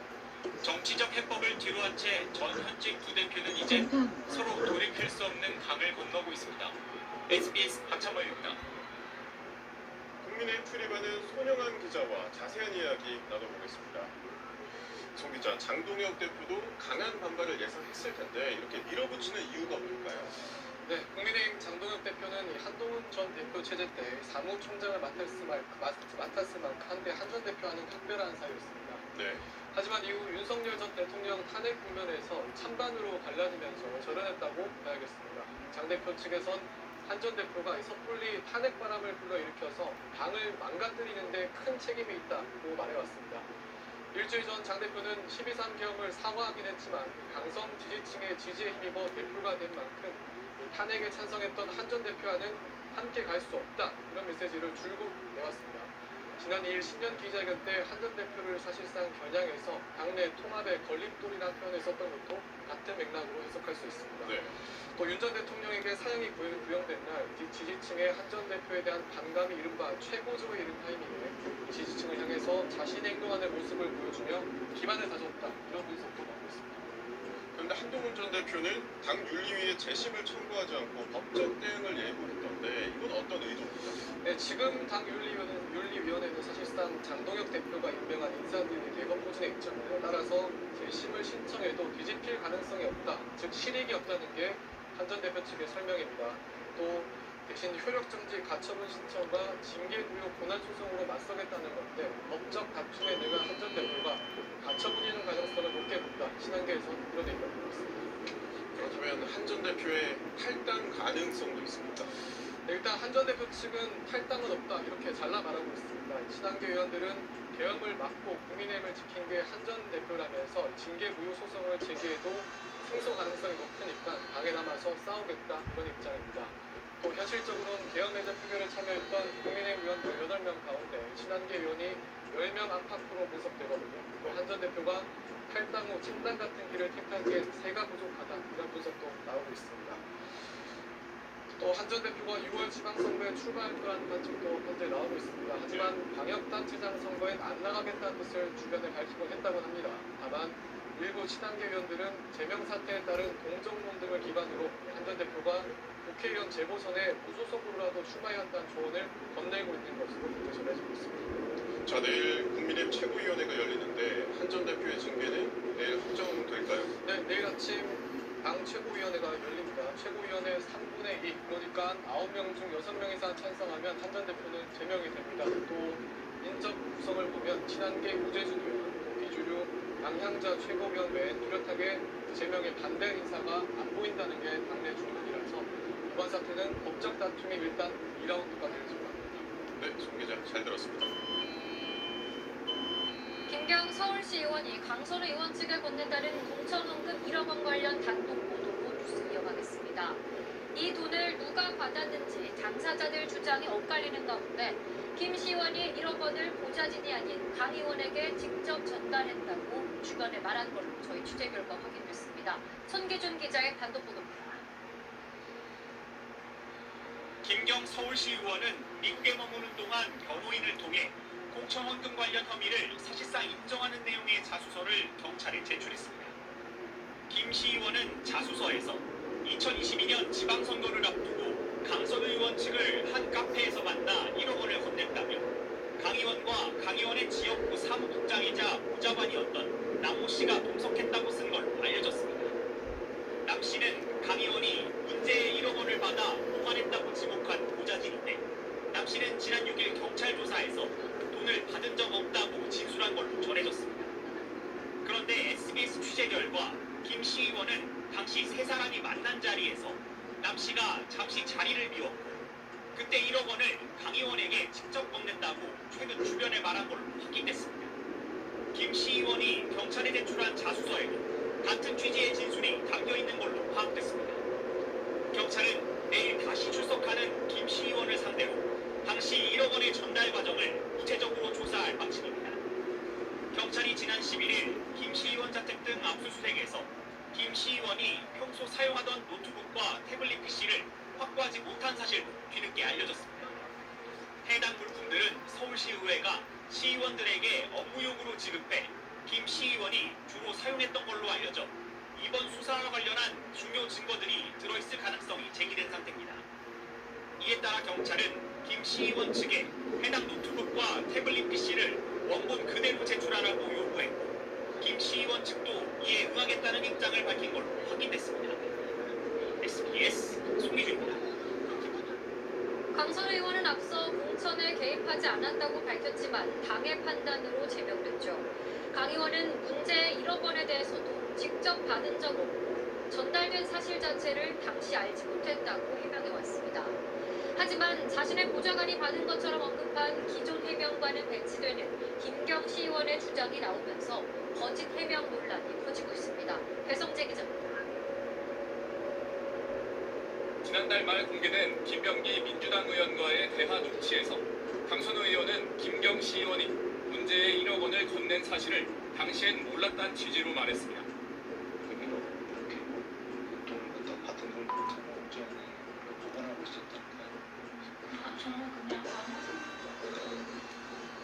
자신의 보좌관인 지역 사무국장이 돈을 보관하고 있었는데 본인은 나중에 알았다는 취지로 들립니다. 해당 녹취가 공개되자 강 의원은 SNS에 어떠한 돈도 받은 적이 없다. 사무국장으로부터 보고를 받아 사실을 인지한 즉시 김병기 의원에게 보고했다면서 보고를 받기 전엔 전혀 인지하지 못했다고 재차 해명하기도 했습니다. 하지만 김경시 의원이 최근 경찰에 제출한 자수서에 돈을 건넬 당시 강 의원이 있었다는 내용이 포함됐고 SBS 취재 결과 김씨 의원이 당시 사무국장이 자리를 비운 사이에 강 의원에게 직접 돈을 건넸다고 주변에 이야기한 사실도 확인되면서 강 의원의 거짓 해명 의혹이 커지고 있습니다. 앞서 강 의원은 이번 사태가 불거지자 2022년 지방선거 공천 과정에서 김씨 의원의 단수 공천에 개입하지 않았다고 공개적으로 밝혔다가 김씨 의원의 공천을 강 의원이 강하게 주장한 당시 공천관리위원회 회의 내용이 뒤늦게 알려지면서 논란이 되기도 했습니다. 문제의 1억 원 전달 경위를 놓고 관련자들의 진술이 엇갈리는 만큼 경찰은 내일 김씨 의원 2차 조사에 이어 강 의원을 불러 소환 조사한 뒤 대질 조사를 하는 방안도 검토할 걸로 알려졌습니다. SBS 배성재입니다. 경찰이 민주당 김병기 의원의 자택과 사무실 등을 압수수색했습니다. 불법 정치자금 의혹이 담긴 탄원서와 관련해 김 의원 부부를 포함한 5명은 출국 금지됐습니다. 김태원 기자의 보도입니다. 압수물 상자를 든 경찰관들이 김병기 민주당 의원의 서울 대방동 자택에서 나옵니다. 증거 인멸 정황 있었나요? 경찰이 오늘 아침부터 압수수색에 나선 곳은 김 의원의 주거지와 지역구 사무실 등 모두 6곳입니다. 지난해 12월 말 강선 의원과 공천 헌금 문제를 상의하는 내용의 녹음 파일이 공개된 이후 처음 강제 수사에 나선 겁니다. 압수수색 대상엔 김 의원의 부인 이모 씨와 최측근으로 알려진 이지희 동작구의회 부의장도 포함됐습니다. 김 의원 부부는 지난 2020년 총선을 앞두고 당시 동작구 의원 2명으로부터 각각 1,000만 원과 2천만 원의 불법 정치자금을 받은 혐의를 받고 있습니다. 재작년 총선을 앞두고 해당 구의원들이 이수진 전 민주당 의원과 나눈 대화 녹취 파일엔 본인들 외에도 김 의원 측에 돈을 건넨 인사가 더 있다는 내용도 담겼습니다.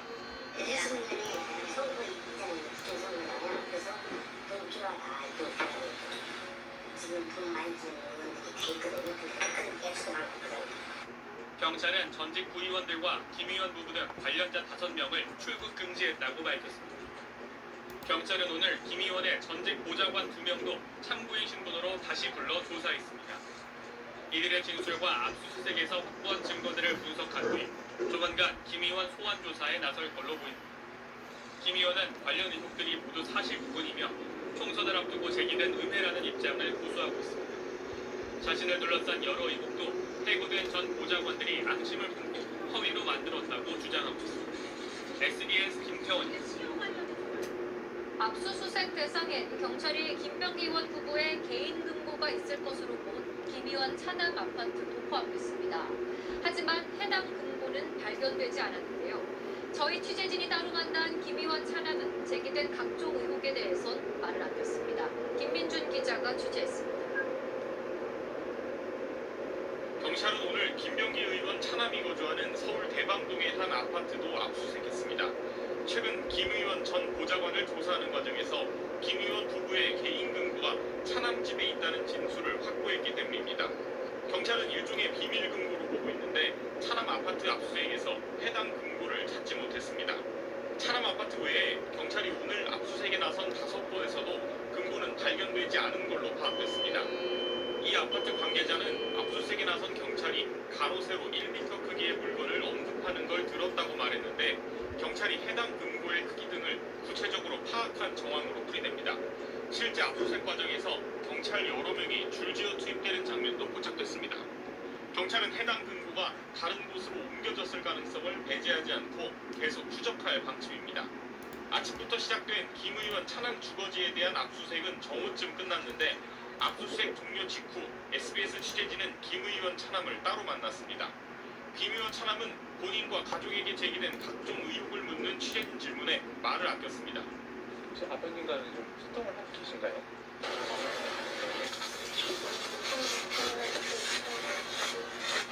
김 의원 차남은 숭실대학교 편입학 특혜 의혹의 당사자로 김 의원이 아들을 숭실대 계약학과에 입학시키기 위해 특정 업체에 취업을 청탁하고 당시 보좌진들에게 해당 업체의 편의를 봐주라는 등의 지시를 했다는 의혹이 제기됐습니다. 앞서 김 의원 전직 보좌관들은 차남 관련 의혹에 대해 서울 동작경찰서에 수사 요청하면서 관련 진술서를 제출했지만 수사는 진행되지 않아 무마 의혹이 제기됐습니다. SBS 김민준입니다.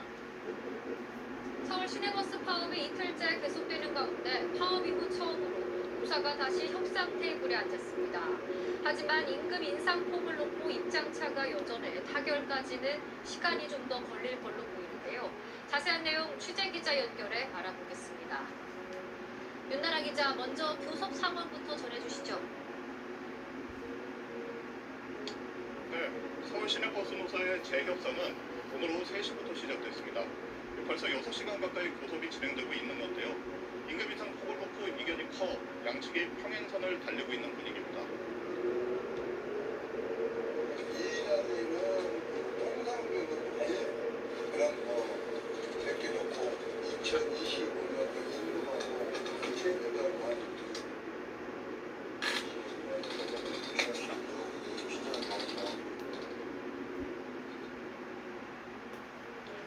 핵심 쟁점은 정기 상여금이 통상임금에 해당한다는 재작년 대법원 판결에 따른 임금 체계 개편 여부와 임금 인상률입니다.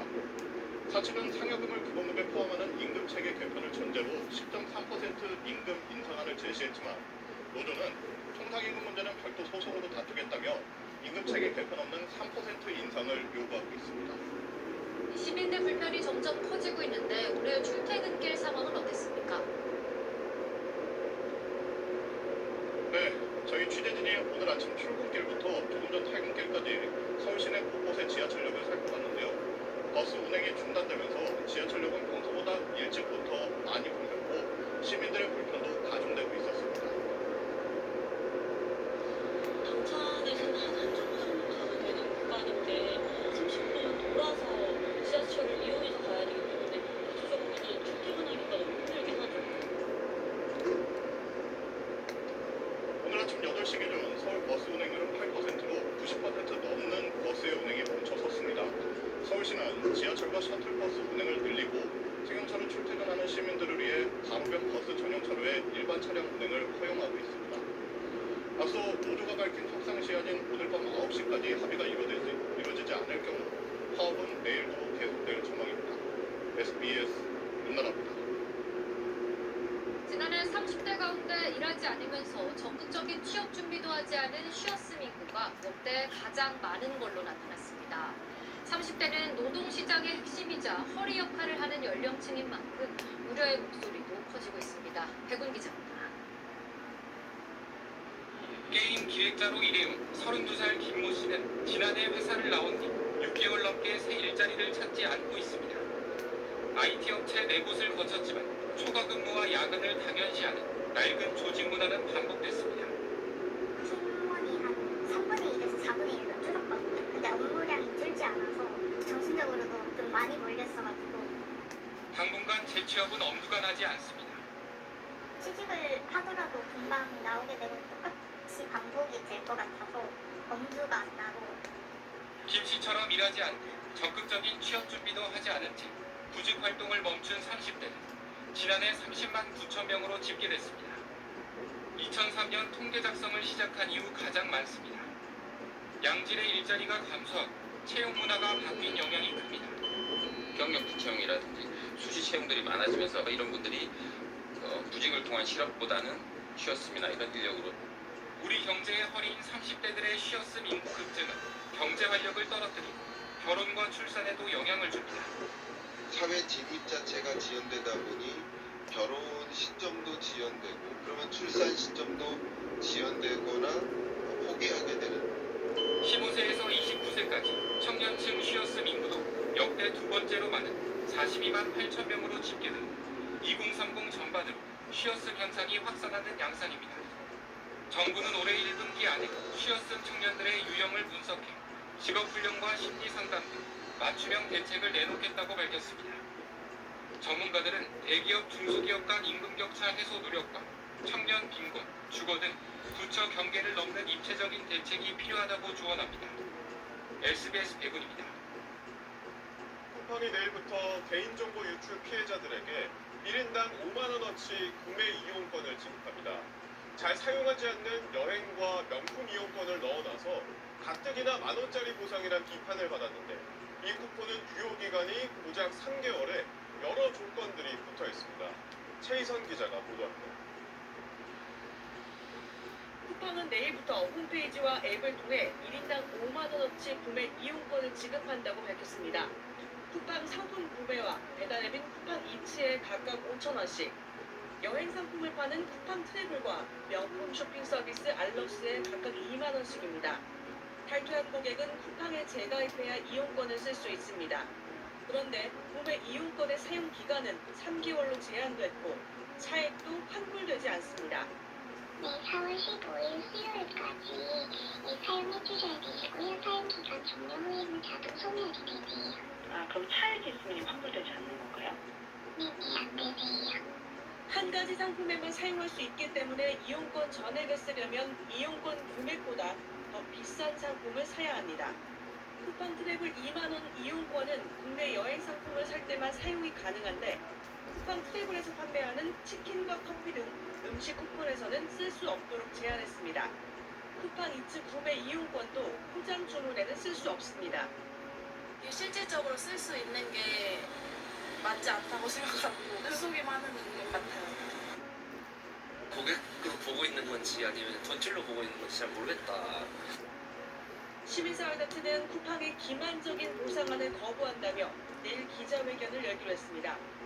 한편 개인정보보호위원회는 쿠팡이 개인정보 유출 사건 자체 조사 결과를 홈페이지에 올려놓은 것에 대해 확인되지 않은 내용으로 국민에게 혼란을 주고 조사 진행을 방해할 수 있다며 공지를 즉각 중단하라고 촉구했습니다. SBS 최희선입니다. 미국 연방의회에서 한국이 쿠팡을 차별적으로 규제하고 정치적 마녀 사냥을 하고 있다는 주장이 쏟아졌습니다. 미국 기업인 쿠팡의 논리를 그대로 대변한 겁니다. 그런데 공교롭게도 미 통상본부장이 미국을 방문한 기간에 이런 비판이 나왔습니다. 워싱턴 김용태 특파원입니다. 해외 디지털 규제를 주제로 한 미국 하원 청문회가 한국 성토장으로 변했습니다. 공화당 소속 위원장은 한국이 미국 기술 기업을 겨냥하고 있다면서 쿠팡을 예로 들었습니다. Aggressively targeting U.S. technology leaders. One example would be Coupang through discriminatory regulatory actions. 모 회사가 미국 회사인 쿠팡을 옹호하고 나선 겁니다. 다른 공화당 의원은 정치적 마녀 사냥이란 표현까지 썼습니다. National Assembly continues to advance legislation that targets U.S. companies and recently launched a political witch hunt against 2 American executives. 역시 개인정보 유출 사건으로 질타를 받고 있는 미국 국적 김범석 의장과 로저스 임시대표를 두둔한 발언으로 해석됩니다. 야당인 민주당도 가세했습니다. I'm hearing from companies in my home state of Washington, like Coupang, that Korean regulators are already violating these commitments. 한국 국회를 통과한 정보통신망법 개정안에 대해 미 행정부와 의회는 표현의 자유 훼손과 미국 테크기업 처벌을 우려하고 있는데 여기에 쿠팡 수사까지 겹치면서 비판이 더 커졌습니다. 쿠팡이 워싱턴 DC에 사무실을 차리고 로비를 강화한 영향으로 보입니다. 비차별적으로 또 공정하게 그렇게 지금 하고 있기 때문에 이제 통상이나 뭐 외교 이슈랑은 철저하게 분리해서 대응하는 게 필요하다고. 여한구 통상교섭본부장이 현재 미국에서 정재계 인사들을 만나 설득전을 벌이고 있지만 아직 간극을 좁히지는 못한 것으로 보입니다. 워싱턴에서 SBS 김용태입니다. 태국의 고속철도 공사장에서 대형 크레인이 무너지면서 달리던 열차를 덮치는 참사가 발생했습니다. 지금까지 승객 25명이 숨진 것으로 파악됐습니다. 보도에 김민표 기자입니다. 열차에서 시커먼 연기가 무서운 기세로 뿜어져 나옵니다. 선로를 이탈해 넘어진 객차도 있습니다. 객차 안에 갇힌 생존자를 찾는 구조대원들의 움직임이 분주합니다. 사고가 난 곳은 태국의 고속철도 공사장입니다. 고관 선로를 짓기 위한 대형 크레인이 무너지면서 공교롭게 그 아래 기존 선로를 달리던 3량짜리 열차를 덮쳤습니다. 특히 2번째 객차는 크레인에서 떨어진 금속 구조물에 맞아 두동강 났습니다. 크레인 몸통 일부는 콘크리트 구조물 사이에 엿가락처럼 걸쳐 있습니다. 열차 승객 25명이 숨지고 80여 명이 다쳤습니다. 사고 열차는 승객 195명을 태우고 수도 방콕에서 동부 우본나차타이주로 가던 중이었습니다.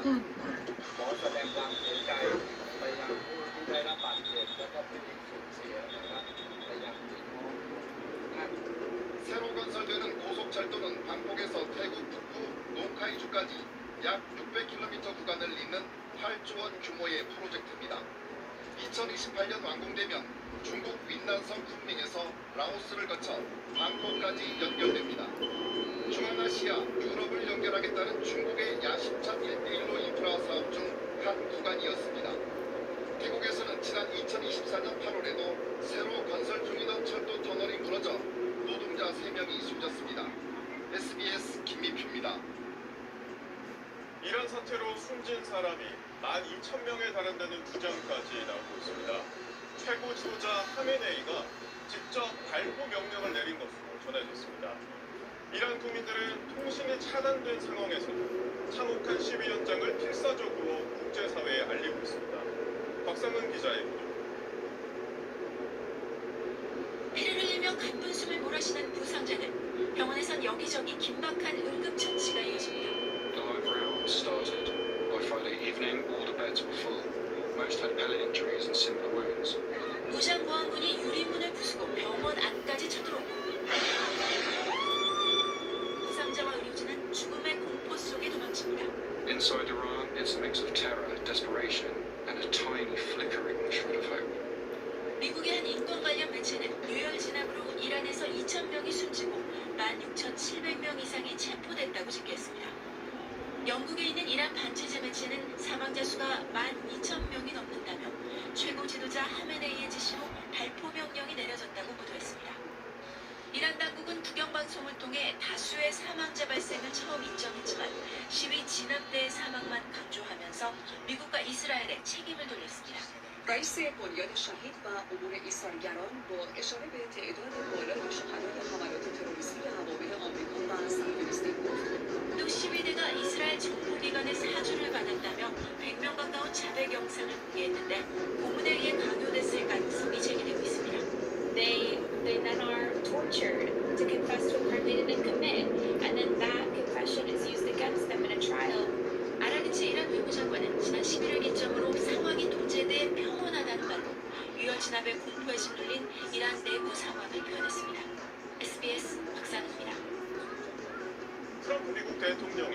일본의 반정부 시민회에게 직접 메시지를 던졌습니다. 기관을 점령하라.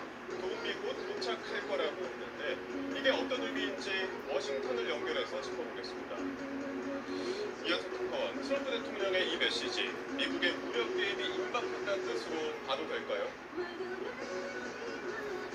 네, 트럼프 대통령은 시민의 학살을 멈출 때까지 이란과의 모든 회담을 취소했다면서 이 시민들을 이란의 애국자들이라고 부르며 이렇게 동요했습니다.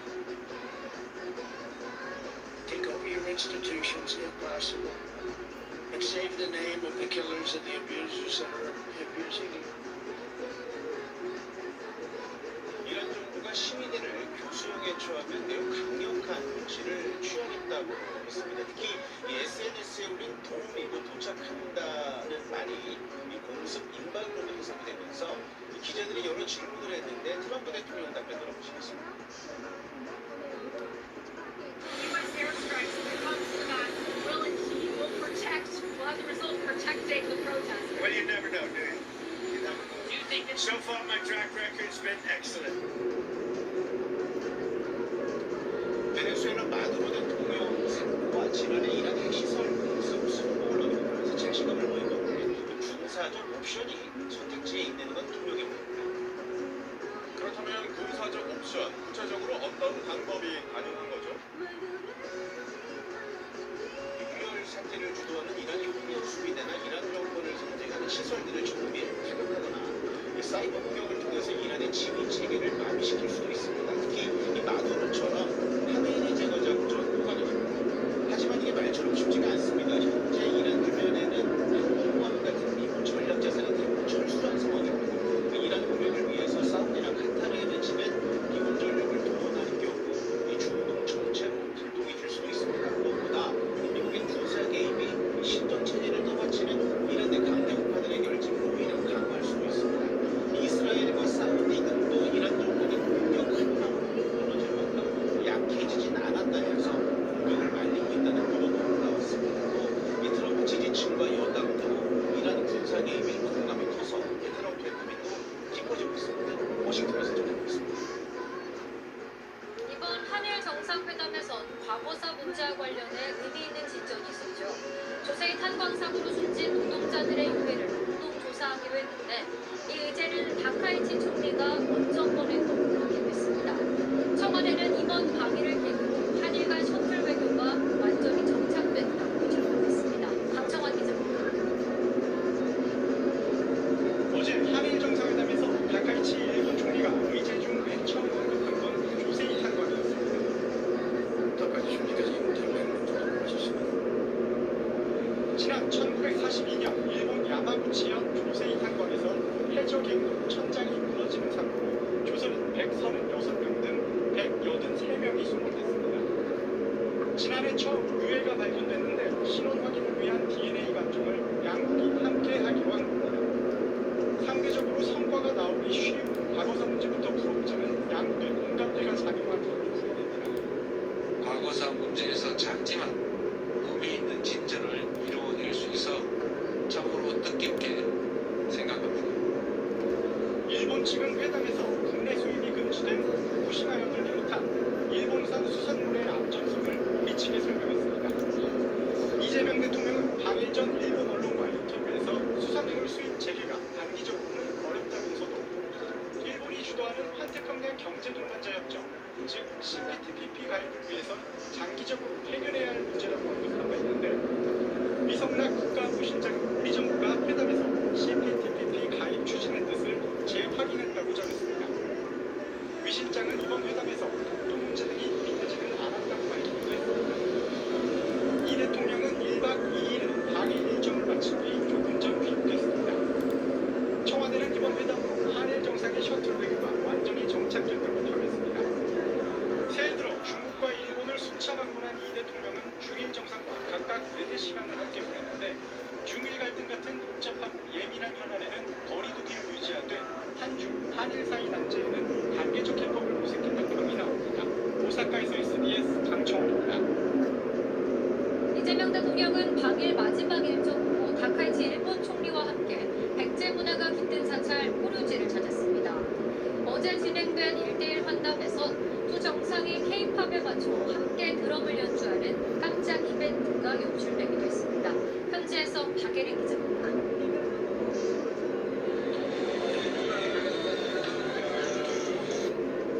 마지막 날 일본 나라현의 대표적인 문화유적지인 호류지를 찾은 이재명 대통령을 다카이치 일본 총리가 입구까지 나와 맞았습니다. 호류지는 세계에서 가장 오래된 목조 건축물이자 백제 문화의 영향을 받은 곳으로 백제 관음으로 불리는 목조 관음보살 입상이 있는 곳입니다. 이 대통령은 다카이치 총리에게 어릴 때 소풍으로 와봤는지 등을 묻고 곤탑도 함께 둘러봤습니다.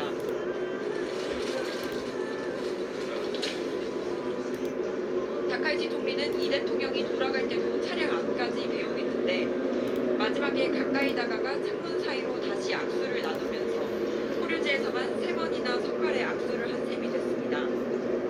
어제 정상회담 직후엔 일본 측이 준비한 깜짝 이벤트가 있었습니다.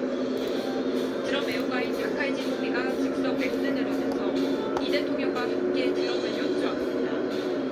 두 정상은 K-팝 데몬 헌터스의 삽입곡 돌들과 BTS의 곡 다이너마이트를 합주했는데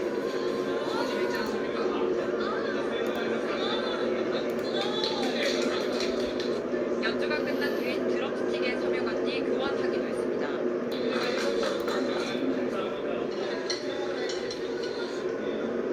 이후 두 정상이 다시 만난 만찬장에서도 드럼 합주는 화제가 됐습니다. 제가 오늘 총리님한테 평생 해보고 싶은 걸 배워가지고 기분이 좋습니다. 이 대통령은 서로의 차이를 존중하며 리듬을 맞춰간 것처럼 한일 양국도 협력의 깊이를 더하며 한 걸음씩 더 가까워질 수 있기를 기대한다는 소감을 밝혔습니다. 오사카에서 SBS 박예린입니다. 우한공항에서 발생한 제주항공 여객기 참사의 1차 원인으로 지목된 건 조류 충돌이었죠. 저희가 입수한 우한공항 조류 퇴치팀 설문조사 결과를 보면 담당 인력 상당수가 전문 교육을 받지 않았다고 답해 조류 대응에 허점이 드러났습니다. 하정현 기자가 단독 취재했습니다. 지난 2024년 12월 29일 우한공항에 착륙하려던 제주항공 여객기 오른쪽 엔진에서 흰 연기가 피어오릅니다. 가창 오리대와 부딪힌 겁니다. 국토교통부 산하 항공철도 사고조사위는 당시 활주로 접근 세대규모를 약 5만 마리로 추산했습니다. 참사 이후 조사위가 한국환경생태연구소에 용역을 의뢰한 우한공항 조류충돌 위험성 평가보고서를 SBS가 입수했습니다. 참사 당시 근무자 2명을 포함해 현재 우한공항 조류충돌 예방활동 종사자 5명의 설문조사가 포함됐습니다. 현장 최일선에서 위험요소 제거 임무를 맡은 이들 5명 가운데 3명은 전문 교육을 전혀 받아본 적이 없다고 답했고 조류에 대한 이해도도 단 1명만 잘 알고 있다고 답했습니다. 알아야 공부를 하잖아요. 이렇게 움직이는 시각이 가장 우리가 경험한 정해져 있어요. 그 이것들이 경계를 하고 위험이 소금기와 경보기로 매일 퇴치 활동을 벌인다면서도 스스로 그 효과는 거의 없다고 평가했습니다. 스스로가 전담 인력임에도 근무자 전원은 전문 인력 확충이 가장 필요하다고 답했고 이동 차량 등 기본 장비가 필요하다는 응답도 있었습니다. 해외 주요 공항들은 조류 퇴치에 생태학자들을 비롯한 전문가를 현장 배치하고 있습니다. 조류의 생태랄지 특징, 이동 경로랄지 적극적으로 숙지해서 대응할 수 있게 교육 훈련을 강화하시는 거예요. 국회 여객기 참사 국정조사TV는 내일 국토부와 한국공항공사 기관 보고를 시작으로 본격적인 조사 절차에 들어갑니다. SBS 하정근입니다.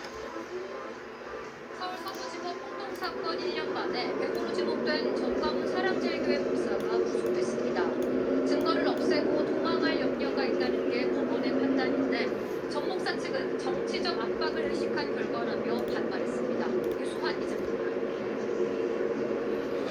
법원은 어젯밤 서울 서부지법 폭동사건을 배후에서 조종한 혐의로 사랑제일교회 전광훈 목사에 대한 구속영장을 발부했습니다. 지난해 1월 19일 새벽 윤석열 전 대통령 구속 직후 지지자들이 법원에 난입해 집기를 부수고 경찰을 폭행하는 등 난동을 부린 지 약 1년 만입니다. 법원은 전 목사가 증거를 없애고 도망할 염려가 있다며 영장 발부 이유를 설명했습니다. 앞서 경찰은 구속 전 피의자 신문에서 지난해 7월 압수수색을 앞두고 교회 내 사무실의 컴퓨터가 교체된 점 등을 근거로 증거인멸 우려가 크다고 주장했습니다. 또 전 목사가 지역 조직이나 해외로 도주할 우려가 크다며 구속 필요성을 강조한 걸로 전해졌습니다. 경찰은 전 목사가 서부지법 폭동사건 당시 신앙심을 앞세워 시위대를 움직이고 유튜버의 자금을 지원하며 폭력을 부추겼다고 보고 있습니다. 전 목사 구속 직후 사랑제일교회는 입장문을 내고 정치적 압박과 여론의 눈치를 의식한 결과라며 모든 법적 수단을 통해 끝까지 다툴 거라고 밝혔습니다. 앞서 전 목사는 구속 직전 집회에서 3번 수감된 전력을 언급하며 대수롭지 않다는 취지로 말해 논란이 되기도 했습니다. 깜빡하면 죽을 테니까. You've never been to prison, so you see that 잠시 큰다고 사기대로 하다 뭐 과일도 사고. 현재 전 목사는 경찰서 유치장에 유치된 상태고 추가 경찰 조사를 받은 뒤 구치소로 이송될 예정입니다. SBS 뉴스원입니다. 홈플러스가 화성 동탄점, 부산 간만점, 천안점 등 7개 점포의 영업을 중단하기로 했습니다. 자금 사정이 나빠졌다며 지난해 12월과 이달 10개 점포를 닫기로 한 데 이어 추가 폐점을 결정한 겁니다. 홈플러스 경영진은 직원들에게 1월 급여 지급을 연기할 수밖에 없다고도 밝혔습니다. 홈플러스는 현재 법원에 회생 계획안을 제출하고 채권단 노조 등과 협의 중입니다. 국립현대미술관과 SBS 문화재단이 공동 주최하는 올해 작가상 2025 최종 수상자로 김영은 작가가 선정됐습니다. 김 작가는 다양한 장소와 시간에 축적된 소리를 세밀하게 분석해 일상에서 인식하지 못했던 풍경을 새로운 관점에서 그려냈다는 평가를 받았습니다. 2012년 시작된 이 상은 매년 예술가 4명을 선발해 신작 제작과 전시 기회를 제공하고 최종 한 명을 수상자로 선정합니다. 전시는 다음 달 1일까지 국립현대미술관에서 계속됩니다.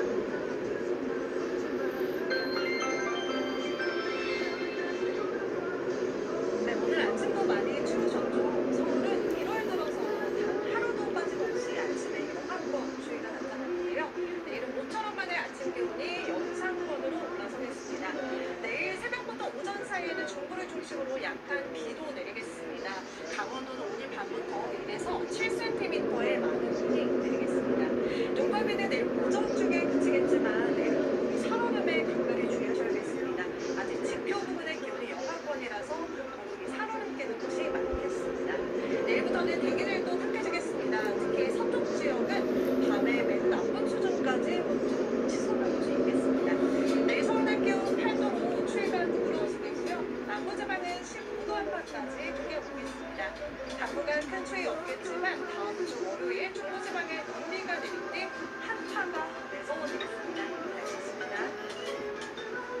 8시 뉴스 마칩니다. 함께해 주신 여러분 고맙습니다.